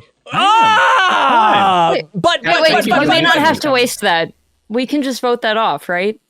No, Do we have to poison I it? think it's got to be poison shuriken. Oh, He threw okay. it. All right. He said I don't know. the The words. rules He are- said the the rules words. are UFO 50 muddy. is off the list, and I think I'm you're gonna poison UFO 50 because it's cheating, and it also requires like understanding of video games to truly appreciate. Yep, fair. And I'm Yeah. gonna swap it with Mega Man X because I love that Oh game. my It makes me God. What a fucking waste of time. Are you kidding me? Mega Man X. I love it. It's so good. Armadillo robot's cool. Come on, Kyle. He is. You got to use the electricity on him, dude. It's important. Oh, yuck. All right. Just to Rolling shield. I'm you sorry. know- I got to use rolling shield on him. I'm sorry. Please don't let me up in the comments, please. I do think it's weird. We have Super Mario Bros. Yeah. I think there should probably be a 3D Mario. I kind of feel that same And way. Yeah. my pick is Galaxy 1, Yeah. which Great I game. understand Great game. maybe technically a lesser platformer than Galaxy 2, and there's not as much as Odyssey, but I do think it's like that game functions similarly to Super Mario 64 in like welcome to the world of 3D platforming. Yes. And is quite magical. Hell yeah. Still my Fantastic favorite. game. It's still my number one. And if you haven't played it and you go see the new movie, you're going to be confused. You're going to be so lost. Really? It's full of galaxy lore. That's such a Get caught weird up. choice. No, he's messing with you. okay. That movie, No, sorry. Kyle and I saw it together. It is Sorry, I'm so too gullible. absurd. Like, it's the weirdest thing with the Super Mario Galaxy movie because watching it, I'm like, if you don't have the context for this, it's the most confusing film ever made. Just like the power-ups Wait, alone. actually? You're not joking. If there was an adult that had never played Mario and watched that, they would run out of this theater screaming. I don't know that person exists, Ben. That's the thing. Right? That's but the like, twist, But yeah. yes, agreed. Yeah. But at the same time, it's like, but everybody has like more or less some Mario shorthand. It's just a weird thing that like, we understand power-ups, but if you didn't and you watched that movie, you'd be like, what is this AI trash of just chaos happening on the screen at all times? It is absurd. Run, don't walk to your nearest theater. Okay, anything else that we should consider putting on this list?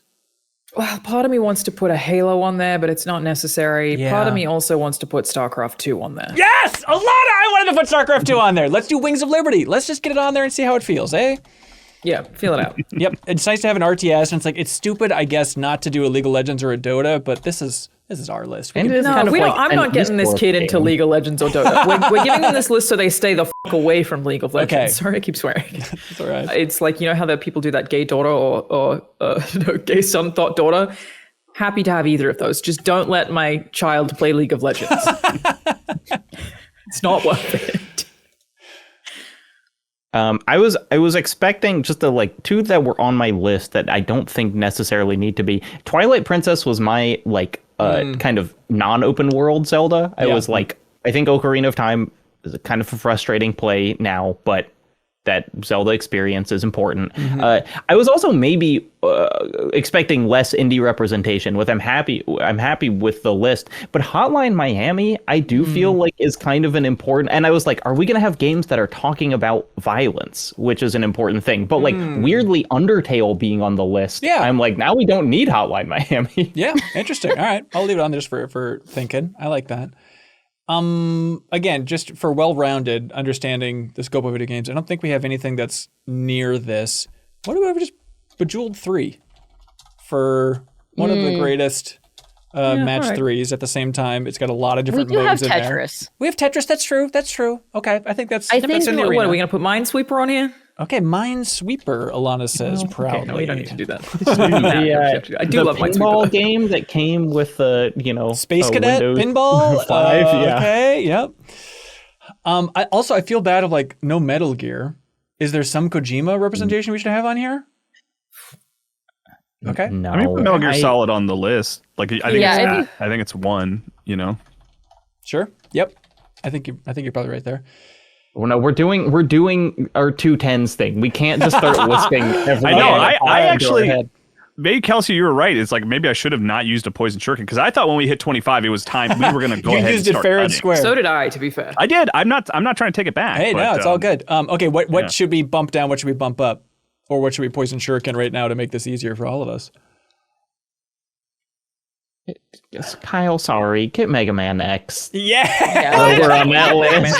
Yeah, that was just me trying to get my personal pick on there. Just a game that I love. How dare you? Then you shouldn't have used your shuriken first because you left 4 on the table. Yeah, I should have. You have to go last, and then you can get your pick on. Like I said, I thought we were going to cut it off at 25 and then start sort of trying to. I hear you.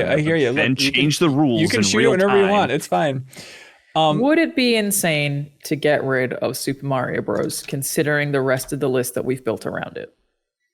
Man, if I would take, you have to have some kind of platforming thing on, like 2D platforming. Inside? Well, then let's get rid of Inside. It's because Inside and Super Metroid have 2D platforming. That's part of the thought. I like that, Alanah. I don't think that Super Metroid is the same kind of game. Yeah, I know. No, I don't think it just has that thing. You know what I mean? I just like, for me, like that, I didn't want to go too deep on this sort of historical relevance. Like, this is important to your understanding of video games, but like that was the kind of the one, the singular one that fits that bill. And like I said, like I think it is still fun to play on a basic level. Like it's not like unplayable. Like, you know. Then maybe we do get rid of Inside, which is in my top 10 games of all time. I would get rid of Inside. It's just to try and truncate the list. Like it is an incredible game, but it's also. What would you put on there instead, Alanah? Well, no, I'm trying to get us down to 25 is what I'm trying to do. Oh, for everything that's already on the list. Okay. Yeah. Because we do have to cut like 5 or 6 here. But the problem is that I feel like that game tonally is so unique. The feeling you get is so unique. Yeah, I was trying to think of, do we have other kind of like horror experiences? But like Outer Wilds kind of does that. Resident Evil 4 is functionally not a horror game. I mean, it tries. Yeah. But I think between that and then also just the vibes of Eco, not that that's horror, but just this sort of atmospheric thing. I think we've sort of covered games can give you feelings through their atmosphere. Let's do it. How many silent little boys do we need to play as? Exactly. And again, this is not the best games of all time. It's games you need to play. If it were all time, I would put Inside further on. I think you're right. Okay, so that's down. So now, number 25 right now is Dark Souls. So Super Mario Galaxy is not in. StarCraft 2 is not in. Hotline Miami, Bejeweled 3, Metal Gear Solid not in the list. I want to. I'll see if I can talk it off before taking out the shuriken. I respect it. Street Fighter 2 Turbo. I just don't. I do think that it's like it's on there for historical relevance, and Smash has Street Fighter characters. Yes, Ken and Ryu in it. And I understand they're not the same. And it is important. I know they're not different. I just think it's like kind of the like least fun game on the list. Maybe. Well, I disagree with that, but I don't know about that. Disco Elysium versus Street Fighter. What are we talking about? I mean, you can do a like Hadouken in Smash Brothers. Well, okay, look, I guess I would say that I think it's important, but again, is it need to play? If to they understand Street Fighter fighting 2 games, or I think you need to have played I'm all right with people Some- not understanding fighting games.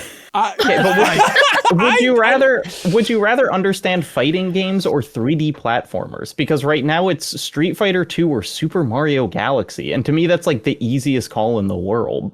Yeah. I think Street Fighter 2 needs to be on this list. I would put Galaxy over Street Fighter 2. But again, I get it. Both great arguments. If you want to make people happy, Someone's gonna have to use a shuriken because I'm taking it out.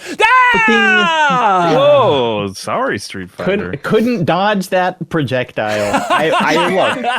I respect it, but I understand. I understand. You know, Okay. All right. Right now for audio listeners, That Dragon Cancer, Super Mario Brothers, Super Smash Bros. Ultimate, Resident Evil 4, Eco, Tetris Effect, Portal 2, Super Metroid, Ms. Pac-Man, Quake, Minecraft, Breath of the Wild, GTA 5, Undertale, Chrono Trigger, Disco Elysium, Outer Wilds, Hades, Stardew Valley, Sims 2, Mario Kart 8 Deluxe, Modern Warfare, Pokemon Go, Dark Souls, Super Mario Galaxy. How do we feel about Miss Pac-Man? I love Ms. Pac-Man on there. Oh, do I love it? I think it's I it's do essential. feel like there should probably be something arcadey on there, but also it just depends on how much this list cares about you learning about the evolution and history versus. It's not. And the idea is you would be know, playing it's it at not. an arcade cabinet. You're not playing a port on your Switch. And also, right? Kyle, Yeah. you have cheese curds and a beer in your hand too. Like, if I can really set the scene here. Well, then how are you playing the game? It doesn't matter. You don't need to play the game. You're just watching the cutscenes. So right now, StarCraft 2 Wings of Liberty is number 26. You're hiring Alanah to play Miss Pac-Man for you. Is That's what right, you're doing. yeah. Play it in front of me. Okay, can I be the monster? I'll be the monster. Yeah. I think we have covered storytelling, like very Yes. emotional storytelling, multiple times on this list. You're kicking off the cancer game. Yeah. I'm not necessarily With that kicking child off who the had cancer cancer? game. Hey, Kelsey, I'll do one better. Poison Shuriken, That Dragon Cancer. Ben, Oh, being Ben the jumps in villain. to be the monster. I'll save you. Kelsey. To Lloyd. replace cancer with StarCraft is Hell just yeah. incredible work. That's my campaign policy pledge. Oh boy. Oh, Jesus. But I Right. think obviously a game like that is very important. But I do feel like we It's have not just really. there for the look. It's dead, It's but dead. it wasn't just there for the Sorry. emotional value. It's the fact that it was made by two people, two parents going through that thing. Also, I think shows how accessible game development can be and how it can come from anyone. I agree. But it's who cares, I guess. yeah. The fact that we took That Dragon Cancer and Inside off the list now means like there's actually we took off like the indie narrative feeling games. Right, Undertale doesn't count. I mean, Undertale counts, but it's not like The vibe's not the you know. same. Yeah. I mean, It's Outer true. Wild. It's You true. guys are making an argument for Yeah, me. Outer yeah, Wilds you, is you can something. feel everything you need from Tetris Effect. it's existential instead of intimate. You know, Yeah. like That Dragon Cancer was the Fair. intimate We game are sort of here. losing. Yeah, I'm not happy about it, but it's I understand that, and I apologize. Yeah, but we Don't gotta care fit about child cancer. Bejeweled 3 on the list somehow. Hell yeah! All right. We're deleting Bejeweled 3. It's that or Pac-Man, and if you go. Well, I mean, Well, I Bejeweled don't 3 think it's any of these 27. I bottom don't three think- need to be I don't even think they are. entertained. Yeah, unless someone has a poison Metal shuriken Gear they want Solid's to the throw. only one that I I- would. I think it's worth there's- discussing. You guys, there's 3 shurikens floating around, as far as I understand. Yeah. Yeah. There's nothing else that I hate, Like Okay. everything else, I'm like, you know what? It makes sense. Yeah. All right. I feel like I would prefer Doom 93 over Quake, but I get it. You made a great case. I understand. Would you prefer Metal Gear Solid over Quake? That is. You can't. You don't swap. That's a- They're not a swapsies. I would prefer Metal Gear. No, I was going to say over Call of Duty, but that doesn't work either. Okay. All right. Is this the list, everybody? I'm not sure yet. Hang on. All right. Think about it. Think about the little 10-year-old. Super Smash Bros. Ultimate. That's really the Oh, yeah. That's I like the. it. Oh, yeah. You just I want like it on to there. cram every video game into. Yes. Yes, I do. But it's also cramming a lot of experience. Like you're also cramming like the experience of playing GoldenEye and Mario Party into Super Smash Bros. Ultimate. Interesting. Does that make sense? Does that sentence make sense? The feeling, the childhood feeling of getting down with your friends and having 4 controllers and beating each Sure. other up. Hell yeah. Yeah. Hell yeah. And that's the only one there for that right now. Yep. I agree. Except, Mario Kart, Okay. arguably.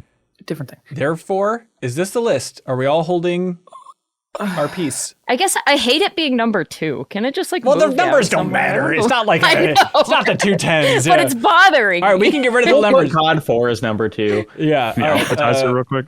Numbers. Much better. Okay, then therefore, according to this group, I don't know how to remove the numbers, you get the idea. The 25 games you need to play: Super Mario Brothers, Super Smash Brothers Ultimate, in no particular order, Resident Evil 4, parentheses, on the Wii, Eco, Tetris Effect, Portal 2, Super Metroid, Miss Pac-Man, Quake, Minecraft, Legend of Zelda Breath of the Wild, GTA 5, Undertale, Chrono Trigger, Disco Elysium, Outer Wilds, Hades, Stardew Valley, Sims 2, Super Mario Kart 8 Deluxe, Call of Duty 4 Modern Warfare, Pokemon Go, Dark Souls, Super Mario Galaxy, and StarCraft 2 Wings of Liberty. That's a list, folks. That's a list if I've ever seen one. Beautiful work. Oh, team. did you point out that you had the name of this list like quoted by Corinne? Yeah, I mean, it seemed like the number one, but I guess if we're not going to get to it, if you guys poo-pooed Bejeweled 3, I don't think Corinne is going to make the cut, so I can live with that. You know who is going to make the cut, though, Kyle Hilliard? Mega Man X. You wish, buddy. Of course, I'm Aw. talking about Mint Mobile. If you're sick of paying too much for your cell service from one of the bigger carriers that just leech money out of you every single day, you can check out Mint Mobile for a more affordable option. Really, all you need to know about Mint Mobile is it's more affordable, and you can keep your cell phone number. And specifically, Janet has had it for years, and she likes it so much that she bought merch. On her own, she bought Mint Mobile merch to wear because she was so proud of the service. So you can stop overpaying for wireless just because that's how it's always been. Mint Mobile exists purely to fix that. It's here to rescue with a premium wireless plan starting at $15 a month. You can bring your own phone number, like we mentioned, activate with eSIM in minutes, start saving immediately, no long-term contracts, no hassle. Ditch overpriced wireless and get 3 months of premium wireless service from Mint Mobile for $15 a month. So if you like your money, Mint Mobile's for you. Shop plans at mintmobile.com/minmax. That's mintmobile.com/minmax. Check out the description for more. Upfront payment of $45 for 3 months, 5 gigabyte plan required. New customer offer for first 3 months only, then full price plan options available. Taxes and fees are extra. See Mint Mobile for details. All right, thanks, Mint Mobile. Jacob Geller, do you know how this whole thing operates? It operates through the spirit of forcing test tube babies to play games. That's right, primarily. But then also Patreon. Patreon.com/MinnMax with 2 N's. You jump in at any tier, you will unlock benefits, find something that's sustainable for you to keep us around as well. Jump into that $5 tier. Again, you get that Steam code for Skate Story. And we have something else that's very exciting, where if you follow MinnMax on Instagram, at MinnMax Show on Instagram, you get daily behind-the-scenes videos, updates on what's coming, pictures, clips. But then also, there is a post about a Near concert that's happening. And if you leave a comment on that Near concert post with the concert you want to attend, if it's Seattle, Chicago, Atlanta, Denver, LA, Boston, Houston, Washington, San Jose, follow us on Instagram, leave a comment on that post. You're in the running to win 2 tickets to go to that Near concert. So give us a follow on Instagram. There's a link in the description. Check it out. And not many people have left a comment, so your odds are very good actually for getting I'm compelled to do that. I want to. It'd be cool. It'd be cool if you did. Great music. But speaking of great music, shout out to I Am 8-Bit, who's supporting us in a big way, and they want everybody to know about Persona 5 Tactica, the vinyl soundtrack that they're selling right now in their wonderful online stores. You can go there, get a fantastic soundtrack to Persona 5 Tactica, in addition to a ton of other vinyls that are available. Thanks to I Am 8-Bit, they only have cool stuff on their site. It is truly a wonder to behold everything in I Am 8-Bit's wonderful online store. And you can use the promo code for this entire month, Fireflowers, no space, Fireflowers for 10% off of everything that's under $100 in their online store. And you should help support I Am 8-Bit because they support the MinnMax community in a big way by shipping it a prize each and every week to whoever has the best question. The best question submitted on Patreon. We choose our favorite, they win a prize. This week, it's the Artful Escape vinyl soundtrack. Great game, great soundtrack. Get it in your mailbox thanks to I Am 8-Bit. You just got to use that promo code FIREFLOWERS to keep them around and get 10% off. All right, you ready for some questions here, folks? Yeah. Great. L. Stockler writes in and they say, hey, everybody, not question here, but Alanah, after you were a guest cohort at MinnMax, I started following you on your socials, and I'm stunned with how you are both in the middle of a bunch of great projects, from Bolt Gun 1 and 2 to Dispatch, Sorrows, and even Iron Lung. You all seem to have a Midas touch. I have nothing to do with Saros. Okay, I guess. Or Boltgun 1, Okay. to be clear. Okay, but still, congratulations on everything you've done. You just seem to be everywhere at once. Just say you are. I'm not. People really are convinced that I'm in Saros. I'm really not. No, thank you. I've been very lucky that I've been involved in a bunch of stuff recently that, to no credit of mine, has been really wonderful. Yeah. Doesn't happen often, and I just got really lucky, and other people deserve all the credit for all of their hard work. Do you, Alanah, what was your Ben? I want to ask a question. Please. Your Iron Lung appearance is like, I mean, that movie essentially only has like one person on film for almost the whole thing. Did you just like go into a voice booth and do, like a line? How kind of involved were you? Oh, well, so Mark's a good friend. So like I spoke to him about story stuff a number of times, or he'd like audio message me about script help. And I would chat to him about it. I one day sat down with him and looked at his edit timeline because he edited that beast himself, and it's insane. That's crazy. Absolutely huge. So you can hear my voice. There are a couple of voices that are additional voices where I've not been able to hear them at all. Like Rahul is one of those because he happened to be there when I was recording, and I was like, we need some extra voices in the background. Do you want to do these? But I can't hear him in it. You can hear my voice very distinctly, but I am doing an American accent, so I think sometimes people haven't heard me. But Mark doesn't want me to say what the character actually is, so I have to be mysterious and vague about it. But she's in there. Okay, that's cool. Here's an impossible question for everybody, but especially Alanah. Alan Zwick writes in, they say, hey, Al, I have a very blunt question. Why make video game adaptations? What are the arguments other than investors think a built-in audience is safer? That's certainly what a lot of rich people think. For video game adaptations, for me, the thing that inspires me to help these people do them is that I'm really proud of video games, and I think we tell really great stories, and I would like to share those with people who don't really get the medium or don't think we tell cool stories or don't like recognize the artistic talent of video games and be like, look what we also do, because everyone's willing to go to the cinema. So that's my perspective at the very least, is like share the things that I love with a broader audience than we currently have. Yeah, and if those indie games, can kind of get like a player base bump, like, Fallout did after the TV show, Last of Us, that it was type of insane thing. for Iron Lung, yeah. Oh, really? Oh, yeah, I'd imagine. Yeah. Oh, I also just like seeing like different takes on a thing that I appreciate. Like I feel the same way about like a different band covering a song or something. Like I just want to see different interpretations. I think it's interesting, and sometimes it's bad, and sometimes it does feel, transparently money chasing. But like sometimes it's like a cool different version of something that I like already. Yeah, that's what I was going to say as well. Is like I like the let's take advantage of a different medium to do a different thing. That if the game is really good at establishing a tone or a setting or whatever, you can like keep that, but then be like, well, games are good at this, but they're not good at this. And, movies can do cinematography in a way that games can't or whatever. So let's or have a lot of Pratt backstory on things like, and have Chris Pratt, which of course we are trying to do for all of our adaptations. I think it would help. But yeah, you can just add a lot more story into a adaptation in a lot of cases because you don't have as much gameplay. So yeah. Super This Way, there was one as Eric. They say, I think the Fallout TV show is the best video game adaptation to TV and movies because it does an amazing job of incorporating tiny video gamey stuff, like Lucy's skill points showcased as if it was the beginning of the game. What video gamey details made you smile in adaptations, where it's books or movies or shows or whatever? One of my favorites is the original Silent Hill movie. I remember leaning over to my friend in the theater and joking, now they just need to make her check the map every 5 seconds because that's just how I play Silent Hill. And there's literally a scene where she runs block to block and checks the maps to make sure that she's like going in the right direction. And I was always, and maybe it wasn't quite what they were thinking, like to make reference to the fact that you check the map a lot in Silent Hill, but that's how I interpreted it, and I thought it was really great. That's nice.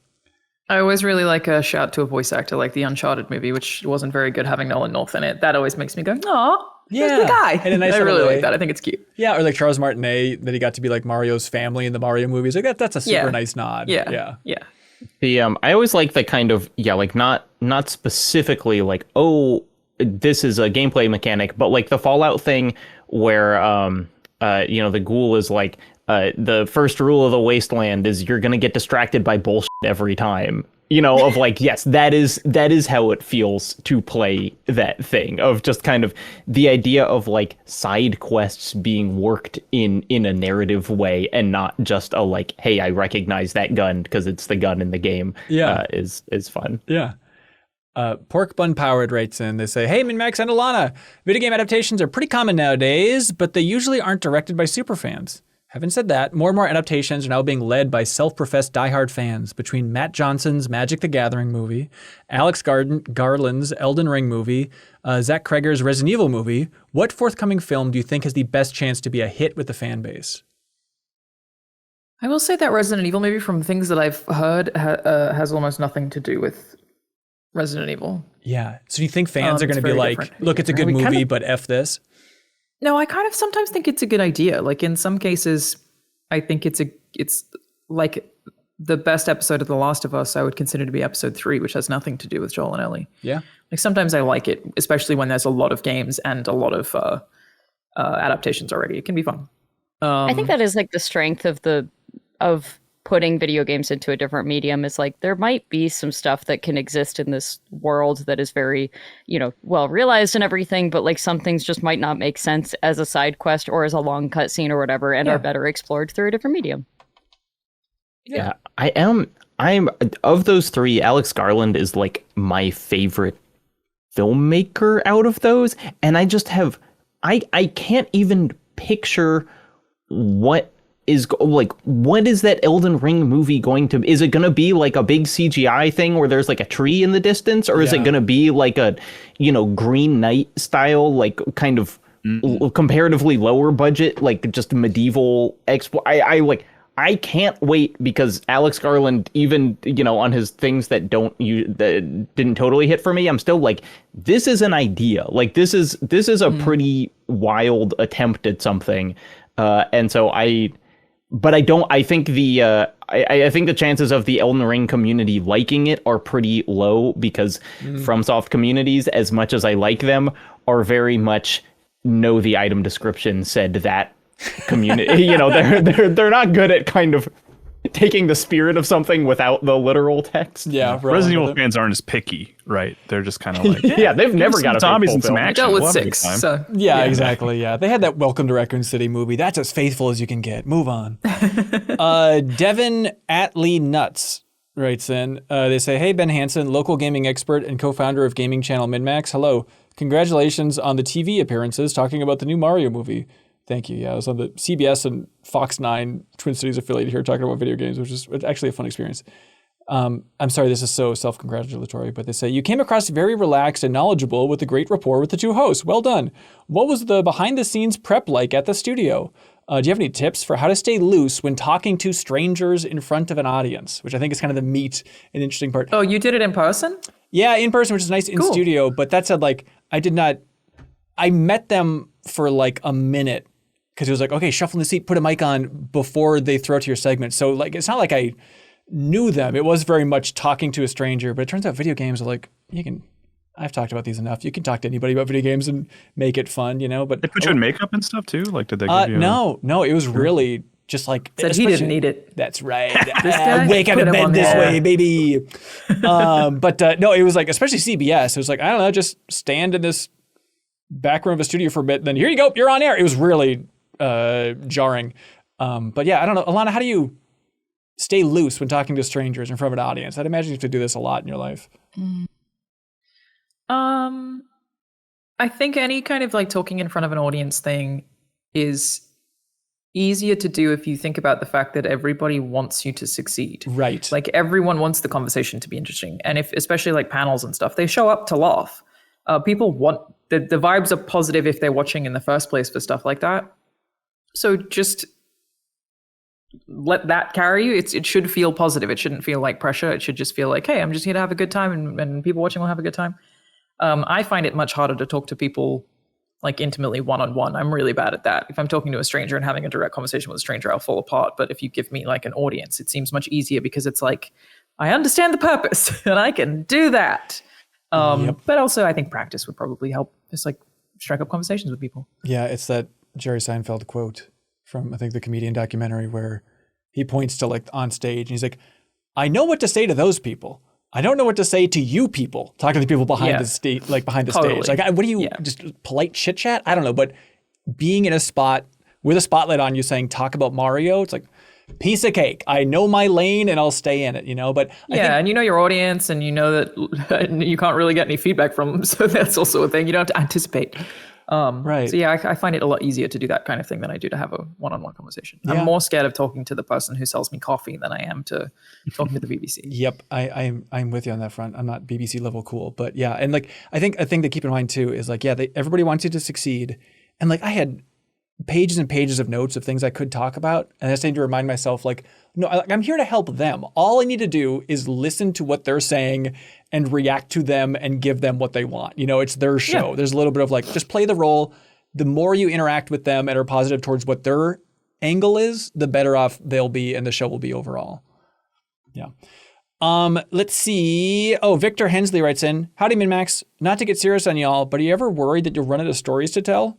Especially because you record hundreds of hours of content a year? Yes, sir. All the time. I ran out like 10 years ago. Like I feel like we have the easy job. Other people are making the stories. We're just presenting them. Oh, for video games? I thought Yeah. I took this as like personal stories. I think of like, I played this game when I was 11 No. years old, blah, blah, blah, blah, blah, you know? You know, Yeah. when I I got talk to about my kids People so repeat much. themselves all the time on Yeah. podcasts, but You're right. no, I do have that problem on YouTube where I'm really picky about the topics I cover. And sometimes I have a sponsor that has a date that's locked in, and I'm like, I don't have anything to say this week. I can't. I literally have nothing to say. Yeah. So it happens to me quite regularly. Like I do have like a backlog of videos that I'm like, oh, I'll get to this eventually. But sometimes it's just, that happens. Sometimes I'm like, oh, I got nothing. To say. Yeah, I mean, I guess I just don't think of like MinnMax is not it's not like a lifestyle podcast. You know, we're coming in because we like consumed something that then we want to talk about, which is easy. Or like, you know, my videos are like, I read a bunch of books and played a game, and now I'm going to communicate that to you, versus like, yeah, like I need to like go on a big trip so I can like have more weird experience. You know, if I was just kind of like I don't know, like a David Sedaris type, you know, of just being like, yeah, my brand is just a funny thing happened to me, then that would be, you know, much more kind of frightening to be like, what if something funny doesn't happen to me? Yeah, absolutely. Something sad happens. Oh. All right. Well, I do hey. use that to motivate myself sometimes, though, to like go do something if I'm feeling really lazy. I'm like, okay, but I do have to like have It's the things law. that go on in my life. You know, I cannot just sit here. As cozy it is. Speaking of which, Kelsey Lewin, we need to let you go on your adventures and get ready for a big show. Yeah, we've got SakuraCon coming up here in Seattle this weekend. So if you like, it's one of my favorite shows. It has nothing to do with video games. It's an anime convention that we attend every year with the business, and it is just a ton of fun. Great cosplay stuff. This show has been running for like 30 years or something crazy like that. So it goes way back. It's just a good time. Awesome. So if you're Recommend in it. the Seattle area, head out there and say hello to Pink Gorilla and buy something cool. Say hello to Kelsey and crew. Awesome. And then Alanah Pearce, thank you for joining us as well. So you're going to bow out early here. Busy person, so many funky meetings, and that you're running a frickin' production company. So congratulations. Thank you for having me. Always Yeah, a good time. For sure. Play, watch, listen. Still upset about that dragon cancer. Yep, I understand that. I'll take that to my grave. But, you know, Play, Watch, Listen, still one of the best podcasts out there. I learn so much every time I listen to it. And Thank so you. please keep that rolling. Yeah, I'll do that for as long as those boys keep saying yes on the calendar invite. Okay, We'll be 50, perfect. and I'm still doing that show. I love talking to them. It's you guys do the same kind of thing vibes-wise, where it's just you just kind of chat to your friends and happen to hit record. Yeah. It's great. Yeah, It's exactly. really nice. Cool. Anything else you want to plug? No, that's it for me. Thank you guys so much for having me. I appreciate it. Yeah, awesome. All right, now you two have to clap out at the exact same time to make the clean transition. Thanks for being here. How are we gonna do that though? Just feel her Actually at mind. the Just same time? yeah. Just make it completely I'm unified. signaling to you telepathically right now. Okay. 3, 2, 1. All right, now that it's just us, let's get to some tough questions. Can you have some questions about like Terminators versus Na'vi? You know, like What's the point It's if just the Kelsey's boys. not here? Villa starts in to say, howdy, everybody. With the recent revisit of Pokemon Snap, Ronnie and I, my old friend, we played through Pokemon Snap recently with a twist. Find out on MinnMax's YouTube channel. It was very fun. They say, in the ever-increasing pervasiveness of photo mode in games, what game series do you think needs a Pokemon Snap style spin-off? I personally nominate Resident Evil or Horizon Zero Dawn. Aloy finds a photography function in the focus and sends a scout out on a controlled robot on a set route to scout the area. Oh, so it's like actually has a track from Pokemon Snap? I didn't even think about that. That's fun. That'd be cool. I was thinking like Red Dead 2 or something, because what I want is like a really thoroughly designed wilderness. Yes. You know, where it's like Red Dead is like, it is legitimately hard to find some animals in that. And so I think the thrill of like birding or whatever is like, oh my God, I've never seen that bird before. Can I get a good shot of it before it flies away? So being able to capture that in a game, it's like, you know, Red Dead 2, the wilderness in that game still probably kind of unsurpassed. Plus, if you want to be really strict about it, you could be like, Arthur, I built this railway. Get on this little mine cart. You know, so you're like literally on the rails trying to find the birds as they're flying past you and stuff. And like that old timey like stationary camera has to be like attached to the yeah. and all the pictures look like crap because you can't get the exposure open. It's just blurred. Yeah. There's a bird in here somewhere. I think it is a genius idea though. And games should do it. Like think about if the DLC was just like, we added an NPC, but they're basically a Professor Oak, and they're able to like numerically score all the pictures you take in the game. Like, wouldn't that be compelling for a Horizon Zero Dawn, or even like Breath of the Wild Switch 2 version? Yeah. Now we're able to score these photos and just to like have you re-engage with that world through a photography lens that's actually scored and meaningful. I think that'd be so cool. They did it in Yakuza, and it's pretty fun. They score your photos in Yakuza? Well, they have like there's like a Pokemon Snap minigame. Oh right, with the freaks. Yeah, I forgot about that. Which is fun. Yeah, when It is I fun. played that mission once and I was like, I don't want to do this again. So I think that maybe I'm not the target audience for Pokemon Snap. How dare you? We should go back. Can we change the list now that the women are gone? Get Pokemon Snap on there the way it should be. Daniel May writes in and says, hey, MinnMax, as someone who did their communications college project on translating games to film media, I've been particularly keen on this decade's deluge of such films and shows. One point me and my professor heavily focused on was how games have a performative audience, where the audience themselves use the given controls to take on the power fantasies in the game, like swinging through New York as Spider-Man, fighting alien hordes in Halo, having a debtor-friendly loan in Animal Crossing. My question is this. What school projects/papers did y'all get to do where you incorporated video games in some way, like Haley's paper about microtransaction and loot boxes in games? I did a thing where it was much less academic, but in middle school, one of my English teachers was like, here's an option for a book report. You can make a playlist of songs that represent the book, and then you explain why each song like fits with the book you read. And I think I read like the first Golden Compass book, and one of the songs that I used was the Halo 3 Finish the Fight, which of course like doesn't have any lyrics, but I was just like, listen to how adventurous this sounds. This is totally what reading the book feels like. Yeah. I think they used that in the BBC adaptation, actually. Yeah, that's right. That's the main thing. That's good. Yeah, I feel like my entire college experience was like taking a bunch of film classes and then trying to like pivot it towards, and here's how this relates to video games. You know, I was like, oh, paper on like the decline of spectatorship and the rise of games because of Little Big Planet at the time. I wrote a lot about. It was a very time and place Yeah, thing. I wrote like a lot of like editorial classes, where the assignment was writing like an editorial every week, and then you would like read it to the class and get feedback. Like I was always the nerd up there talking about video games in some way. I would always just try to wedge it in there however I could, you know. Yeah, it feels good. Tokyo Game Life writes in, they say, years ago, if you recall, Jacob Geller made a video that was titled The Quiet Sadness of Super Mario Galaxy. Jacob, do you predict that the Super Mario Galaxy movie will cumulatively have at least 5 seconds that evoke the feeling of quiet sadness? Based on the reactions that I've seen, no. I think that's a fair question. Although, I will note the opening of the movie, no spoilers here, the very opening is like just a slow tracking shot through space that is kind of evoking quiet sadness in some ways, I gotta say. Yeah. It's a cool kind of sci-fi opening. And then the rest is subtle as well.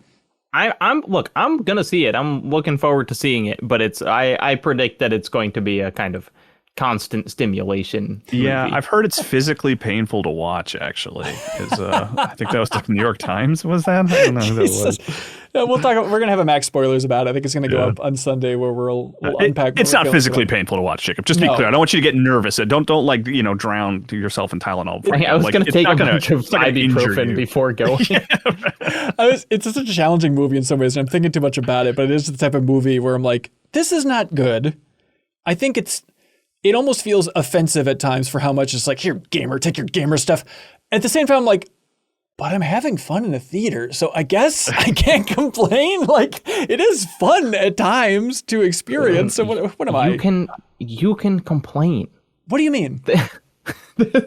Just because this might be endemic to the entire sphere of video game criticism. Just because you had fun with something does not mean that you have to be like, well, I guess it's good. I smiled. I don't get what you're saying. Travis Manic writes in, they say, hello, I recently started playing Xenogears, the PS1 game from 1998. It has a famously terrible English translation. However, fans have created patches for the game that update the translation to better mirror the intent from the Japanese language. So my question is, which version adheres to artist intent to you? The version of the game that was originally released, even if it wasn't what they wanted it to be, or a fix by someone other than technically the artist who made the game? Good question. I would guess the original creators basically were not involved in either translation in this example, right? Yeah, right. I would think the fans actually would probably have gotten a little closer because they care a lot more. If it's closer to the original Japanese writer's intent, between those two, it probably is the fan translation. But I do think there's kind of an interesting side question to this, which is like, but is it closer to the kind of cultural relevance of the game? Right. Because I do think that there are old games with kind of famously clunky translations, and that is part of the charm. That's why people like them, in part, is because, like, it felt so weird, or like, this isn't necessarily a translation thing, but like the famously weird vocal performances in Silent Hill 2 are kind of because it's like, look, maybe there was a kind of language divide between the writing of it and the directing of the voices and all that, and it's like that is, I think, a crucial part of experiencing that is so it's like, if you just want it to be like, I'm playing it for the first time and I care about what the developer made, closest translation, sure. But if you're like, I want to know what this game meant to people in 1994, yeah, then maybe do the clunky one, because it's kind of cool. I think so too. Yeah, and if you want to like bond with people about the game, which I think would be the point of playing an old game like Xenogears at this point, is to talk to people about it. And if you have a different name for, one of the mechs or gears in that game or something, like maybe it would be different. But I assume it's when they're getting philosophical about the nature of God, that's probably where it's going to be translated differently. So maybe that's not really a specific naming thing that'd come into play. Did you guys see that Toby Fox thing? I actually thought this question was going to be kind of about that. Oh, interesting. Yeah, what was that again? Yeah. That basically he was like, I supervised the Undertale translation into Japanese because I speak Japanese. I am not comfortable having it translated into other languages because I don't speak other languages, and so I won't know if it's done well. Which, was like, an interesting statement, and it's like, I kind of understand where he's coming from, but I wonder if he was monolingual, like most of us dumb Americans, if he would have that same reaction, or if it's just because he speaks Japanese and he knows how much kind of things have to change with the languages that he was like, it can never be translated into Spanish or something. Right. Yeah. I wonder. Yeah. It makes me think of like Blueprints too, like the creator, I think, was just talking about in some interview, talking about if there's going to be translated versions, and it's like, it can't be. Well, that's a different thing. It is- where it it's is like that entirely, entire yes. game is literally based around like the spelling of words. Yeah, exactly. Yeah, it's a different thing. But it's like, yeah, sorry. But yeah, it is. You think in your world of worlds, Jacob, you think Toby Fox just be like, you know what? It's just, it's out of my hands, but I have to just hope that this is translated into Spanish the best that it can be, and it has my flair, and it's worth it. Yeah, I guess I'm just kind of like I don't want to discount his attachment, and I think it's cool that he is able to do that thing, but like, I don't know. My guess is that he's seen a movie that was translated from another language that affected him, and my guess is the director didn't do the translation. You know, like he's probably experienced other translated work and liked it. So yeah, I think he should maybe be a little less precious about it. Yeah, and shout out to Sarah Pozorski, who helped put that game on 8.4's radar, which is how it was localized into Japanese to begin with. That's so cool. There we go. Muffin Crumbs writes in, they say, I was watching the movie It Follows the other day and thought the scene where they try to trap the creature and fail was fun. What a good time. I feel like often in movies we see the protagonist making a plan or setting up a trap and it just works. But to me, it's often more fun when the plan doesn't work and they have to pivot. What's your favorite example in a movie or a game where a plan does not work? One of my favorite things in a horror movie is kind of spoilers for the end of the original Scream. But like when the evil guys in Scream realize that their plan is not totally working, and what's the guy's name who's like Shaggy and Scooby-Doo? Matthew Lillard. Yeah, when Matthew Lillard starts like freaking out at the end of Scream, in like I think you stabbed me too deep, man. Like I love that. I love how it's like it's like totally cowardly and they're not good, but they're still like panicking because the thing didn't work out. Yeah. I just think is such a fun like energy.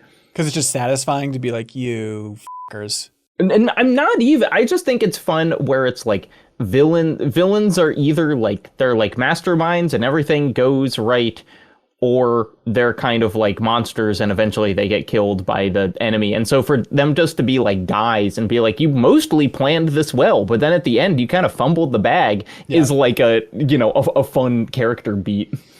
Yeah. I don't remember the explicit, like the exact, like I couldn't explain to you the scene, but the sequence in The Big Lebowski where they're like trying to exchange money and they're like driving away and John Goodman is just like, it's speaking with all this confidence that's completely unfounded and everything just goes wrong. Yeah. I remember the first time I watched that movie kind of being like, I don't know about this. I don't know if this is working for me. And that sequence, I think I was even watching it by myself and it was like making me laugh of just like how terrible it was all going.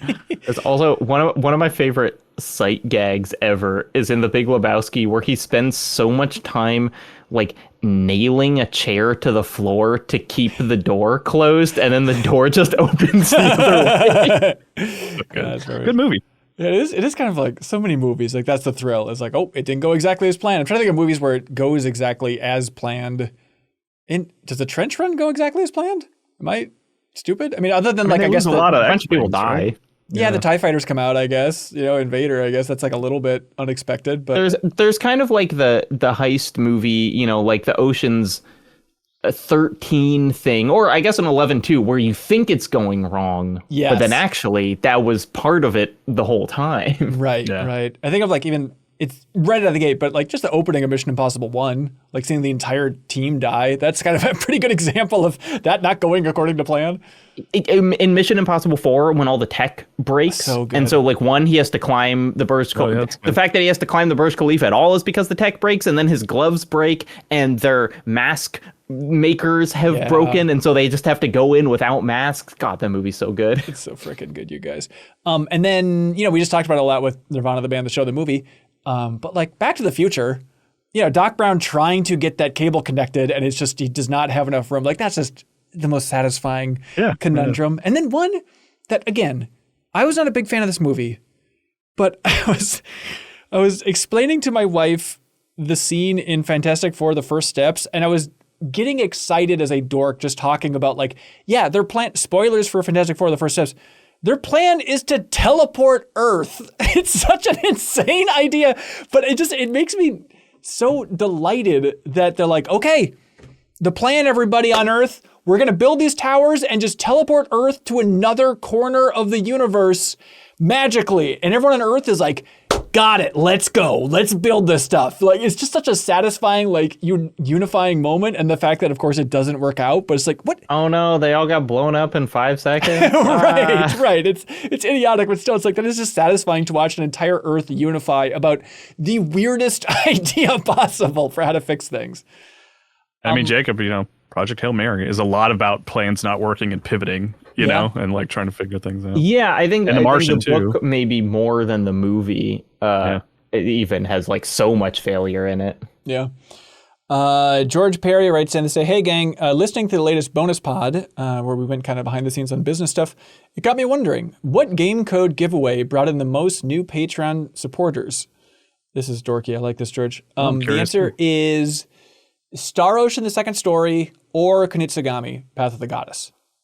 Star Ocean flew, and Kunitsugami also was a matter of just like, whoa, like people just jumped in. But there's a pretty new game at the time, and we plugged it like on the Game Awards, I think for both, during our Game Awards reaction streams, and that had a lot of viewership, and it was just like crazy explosion of people wanting those codes. Star Ocean is mind-blowing to me. Well, I would have put that at like the bottom of the list. Well, that sounds like someone who's never played Star Ocean, the second story. It is. But I think there's a sweet spot in my mind for some of those code giveaways. I think like remakes and remasters are a really good opportunity for that, because like, more people might know the game already, and it's like, yeah, I wasn't gonna buy it, but like, yeah, if I could support MinnMax on Patreon and then get that code for, one of my favorite games looking better, win-win. Richard Hayes writes in, again, behind the scenes, but why not? They say, hey, I'm wondering about the economy of game codes. MinnMax seems to have a lot of them, and mini codes don't seem to have any restrictions on how they can be used. I'm curious to know how many game codes are received. Do studios send initial emails with 1, 10, 20 codes for a single game? Do outlets have to request a set of amount of codes? Do some codes come with restrictions? Do studios get mad if codes are used in unintended ways? Great question. Kyle, you want to explain this one? Yeah, well, it's funny because as you're going down that list, like every one of those answers is like, well, it depends.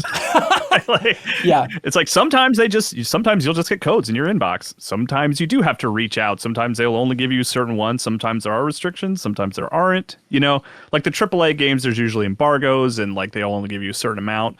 But like, indie devs are usually just happy to have someone interested in the game, so they're happy to send along a few codes, Yeah, the way it works at MinnMax, it's like sometimes we just get emails of like, hey, please check out my game. Here's 3 codes for it. It's like, okay, sure. And I do feel guilty about it. Like you can't check out everything. The kind of weird middle ground, I think, for MinnMax as a podcast and stuff is like we get codes for games, maybe even from smaller teams, and then if one or more of us dabble, and it's like, I'm not really passionate about this game, it's kind of meh. It's like, yeah, it's okay. We don't got to talk about it. And so, sometimes I'll get follow-up emails from people like, oh, I sent you that code. Why didn't you talk about the game? There's probably a surprising amount of those emails, very politely, but it's like, hey, when are you going to talk about the game? I'm curious. And the answer is kind of like, we're not doing your game justice by talking about it, because it's not fun or educational or, compelling as a podcast. Just come on here and be like, this game you haven't heard of? We tried it. We didn't really like it. It's like that's a 0 for everybody, And so, yeah, some people send codes automatically. Some people ask like, hey, you're interested in this code? And then we just go in MinnMax's Slack and I post a trailer for like every email like that we get. And then people will be like, oh, I want dibs on that code, or I'm interested in checking that out. And then sometimes there's forms, but yeah, sometimes there's like, like Kyle mentioned, if there's like an embargo of like, oh, please don't mention this before the game releases or something like that. But there's never a restriction in terms of like, once the embargo's up, you can't talk about this in the game. Or if I give you this code, you have to say nice things about it. Like, I don't think that's ever happened for me personally of someone saying something like that. And so I'm very thankful for everybody's patience with that type of thing. And then we do bigger code giveaways just by reaching out to folks and asking if they're up for that, big Steam code giveaway, if we roll the trailer on the show and all that stuff and remind people that, hey, these good games exist. Also, just because I think the writer is probably curious, there's also like some PR companies that manage a number of different games. Yeah. And they have websites, like dedicated websites that you can apply for and be like, hey, I'm an influencer, or like I write for Game Informer or whatever, and then you're kind of in their system, and they just have a big list of the games that they're working with, and you can say like, hi, I'd be interested in checking out this one, and you just fill out a form, and then they approve it or don't. Yeah, which I think it's a pretty good system too. Yeah, Jacob, good system. Everything works hunky dory.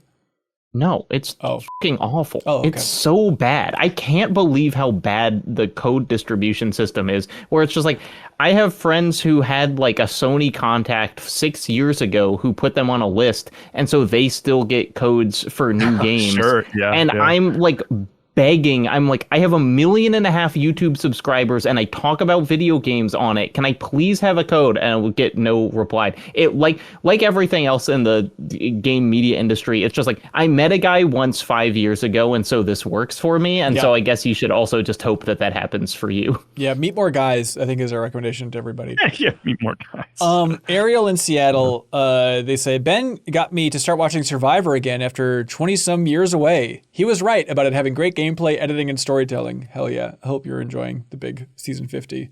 I'm rooting for Jonathan, just so you know, Ariel. But they say, if you could be on one reality TV show, which one would it be and why? I don't know if it counts, but it's Taskmaster. Yeah. I wanna be on That's Taskmaster. my answer as well. That's just the only answer. Yeah. Because you I get to like do a fun thing that's goofy and silly, and then you get to sit together and analyze it like actively and be like, this is how I was trying to be smart and failed, or you know what I mean? Like, I don't know. It seems so fun. Yeah, and it's so, Taskmaster is the ultimate, like, you're sitting on the couch thinking, like, how would I do this? And it's like, I know inevitably I would be so much worse than whatever my, I'm like, oh, I would figure this out. And it's like, as soon as I was in that room, I would panic. But I still think I would have be read that so fun letter to do it. thoroughly and found Yeah, I would have known there was something on the other side. What do y'all like for question of the week? We have, why make video game adaptations? What video gamey details do you like in adaptations? Forthcoming film, fan base one. I kind of like details. Yeah. As you're going down the list, I think that's kind of fun to think about. The people that have gotten it right, not being like just flashing things that you recognize, but actually like thinking about how it works and how you could adapt it into a film. Not just like showing you a bunch of Mario stuff in the background. I can't imagine anything that would be like that. Constantly. I kind of like that quiet sadness question too. It's kind of Jacob Geller deep cut here. Jacob, what are you leaning towards? Asking me about a movie I haven't seen. Yeah, exactly. I'll go with Kyle. I think details is fun. All right, there we go. Super this way. Eric, congratulations. You just won the Artful Escape thanks to our friends at I'm 8-Bit. And now it's time Hope you like guitar solos. What? Yeah, I'm curious how that works. You think it's like, do they have like one side of the vinyl is just the soundtrack, then the other side is the soundtrack with the guitar solos, like an Artful Just Escape? improvise guitar solos for 2 hours.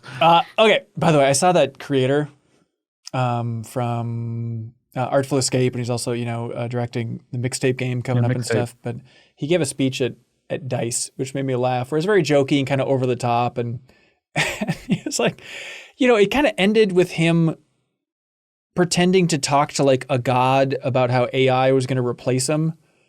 And then he just ended his speech at DICE in front of a big group of the game industry people by just blasting Carry On My Wayward Son by Kansas and just being like, I'm out.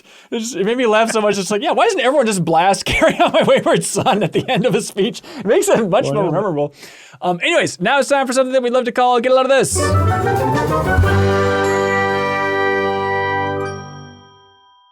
Who's got a goodie? Hey, get a load of this. Travis Howe on LinkedIn, who is an animator and I believe worked on the Sly Cooper 4, I think. Yeah. But they shared that their studio a while ago was pitching a remake of Jak and Daxter. And they shared, it's only 25 or 30 seconds of them reanimating the beginning of the game. Yeah. Just as a showcase piece to bring to Sony and be like, hey, we kind of want to do this. What do you think? And they did not move forward with it, but it's cool to kind of see. I don't know. It's just fun to see an updated version of Jak and Daxter. I don't even know if I'd love it, But I just Yeah. it's like we were talking about, like, adaptations. It's just fun to kind of see a different perception of it, So it's a cool video. It's cool. I to thought see. the most interesting part of that was when in his LinkedIn post where he's like, I got permission to post this. And I was like, from Sanzaru or like from PlayStation? If PlayStation like rejected the pitch, I'm so curious like how that would work for like, Yeah. could we I mean, I technically guess show because Sony probably didn't commission it. They didn't pay for it. Yeah, exactly. Like, they just did it as fans, basically. And any fan, like, the Kenna Bridge of Spirits folks, like, they got their start like sharing like Majora's Mask animations and stuff online. It's almost kind of similar, maybe. Yeah. But yeah, no, it's a good question. Yeah, we're done. Get a load of this. This is an IGN article by our friend Rebecca Valentine called "Baby Steps Fans Think the Game Might Secretly Be a Fan-Made Uncharted 5." Yeah. And you read that headline, and you're like, okay, fun fan theory, ha ha ha, whatever. The character's name is Nate. Correct. He's referred to as Nate D. He also goes by Nathan Bake when he was a DJ. He has a sister named Cassie. His father is also named Nathan. You learn in the credits that his mom's name is Alanah. Nate's model in the game files is named Nathan Drake. And then the biggest one, which I just can't even believe, is there's an official Baby Steps piece of promotional art that when you put next to the Uncharted 4 cover, you're like, oh my god, they're doing the exact same pose down to like Nate in Baby Steps is holding his fingers like a gun. Like, so it's like, I went from being like, haha, fan theory to like, oh, this was like 100% intentional and like the whole character is just a big Uncharted reference. That's amazing. And isn't there like the bonus scene where they just talk about like Yeah, they Naughty talk Dog's about next game? Uncharted. They're just like, they should make another one of those games. Oh, that's excellent. Funny. Nathan Drake needs to ask for help, obviously, more often. Let's see. Hey, get a load of this. There's a great episode of Ezra Klein's podcast with Michael Pollan, just talking about Michael Pollan's new book on the nature of consciousness. If you want to trip out a bit, I think it's a really fun listen to. But in that, he talks about this fact, and I'm like, there's no way that's true. And it turns out it's something we discovered in 1878 and just don't talk about apparently that much. But apparently plants can succumb to anesthesia. It just works. You just put gas on plants and they can test it with like Venus flytraps. Like if you anesthetize a Venus flytrap, it just does not eat anything. So then the question is like, wait, so there's like an asleep and an awake for plants? Does that imply a consciousness for the plants? How does this whole thing work? It's a fun rabbit hole to go down, but there's a link below for a Scientific American article about anesthetizing plants and the history and what we learned from that, which is good fun. Let's see. Also, get a load of this. Thanks to the MinnMax community in the Discord. They have a wonderful Discord channel where they share factoids all day, every day. And Beefcake here shared a clip from Spy Kids 3D Game Over that has Glenn Powell as a long-fingered boy. So an early Glenn Powell role in Spy Kids 3D. It's weird to see him as a little kiddo in that, but fun below if you want to check that out. But hey, that's it for this episode of the MinnMax Show. Place About Games Friends are getting better. Thank you for being here. If you're new, you can always subscribe to the podcast on your favorite podcast app or check out the YouTube version if you want to see a visual of all of our faces and a bunch of other MinnMax content like Pew Pew Bang. That's dropping. There's the YouTube version as well. Last episode's all about Neopets and online world, stuff like that. But you can always subscribe to Pew Pew Bang on your favorite podcast app as well. Help share that overall. Trivia Tower just happened. So it's on our YouTube channel. If you want to check that out for video game trivia, I was honored to be joined by Brittany Brombacher from formerly of What's Good Games. And like, she's so funny in podcasting in the world. Like I've always wanted to record something with her. I've never done it. And so it's fun just to have her on that show. And she's such a good jokey spirit to have in there. Ben, I was watching that last night, and it's, I think, the first time ever on Trivia Tower where I've had multiple ones that I knew before they were answered, and they were all the slowed down video game songs. Whereas like, I think that's I'm a secret savant at understanding what a video game song would sound like when it's slowed way down. Interesting. Congrats. Yeah, I was trying to think of like some way to get around like there's probably some Shazam thing, so technically people could cheat with video game music trivia, but I'm like, slowing it down, I think is the way to get around it. Yeah, well, I was like, if they went backwards in the video and then played it at like 2 times Yeah, they speed, could, technically, would it sound you're right. more, but then they would be having to go back. So yeah. Tricky. All right. Also, yeah, Max Spoilers coming out soon here for Super Mario Galaxy. Look forward to that in the bonus podcast feed and also on YouTube and that bonus podcast feed where Bonus Pod is as well. You unlock that at the $5 tier, which you can get access to right in your favorite podcast app by supporting us directly at patreon.com/MinnMax with 2 N's. And again, if you jump in at that $5 feed, new or returning supporters will DM you on Patreon with a Steam code for Skate Story. So get a great game, overwhelmingly positive reviews, and support us at the same time. Unlock that bonus podcast feed, the ad-free early version of the MinnMax show, all that fun stuff. But all right, that's it. We'll be back next week. Looking forward to it. Until next time. Look, Ben, Yes, sir? I gave it the thumb. Oh, I missed it. Sorry, please, Kyle, the floor is It's yours. okay. I just wanted to plug the new Game Informer cover, Soul Frame, because I think it's interesting. It's something Game Informer's never done, where subscribers get like early access to the game. Like your magazine will come with a code, which I just thought was like we were super into, just because we were like, it kind of recalls like getting a demo disc or something, like with the magazine, like video game magazines used to do. So I just think it's like fun and different, and I wanted to plug it and highlight it. So go subscribe to Game Informer if you haven't already, and then also Game Infarcer. We did a bunch of Game Infarcer articles, and Charles kind of led that push, and I think there's some really funny ones in there. So go check those out. Cool. Yeah, links for all this stuff in the description if you want to check it out. All right, now truly until next time, be good, have fun, let's go.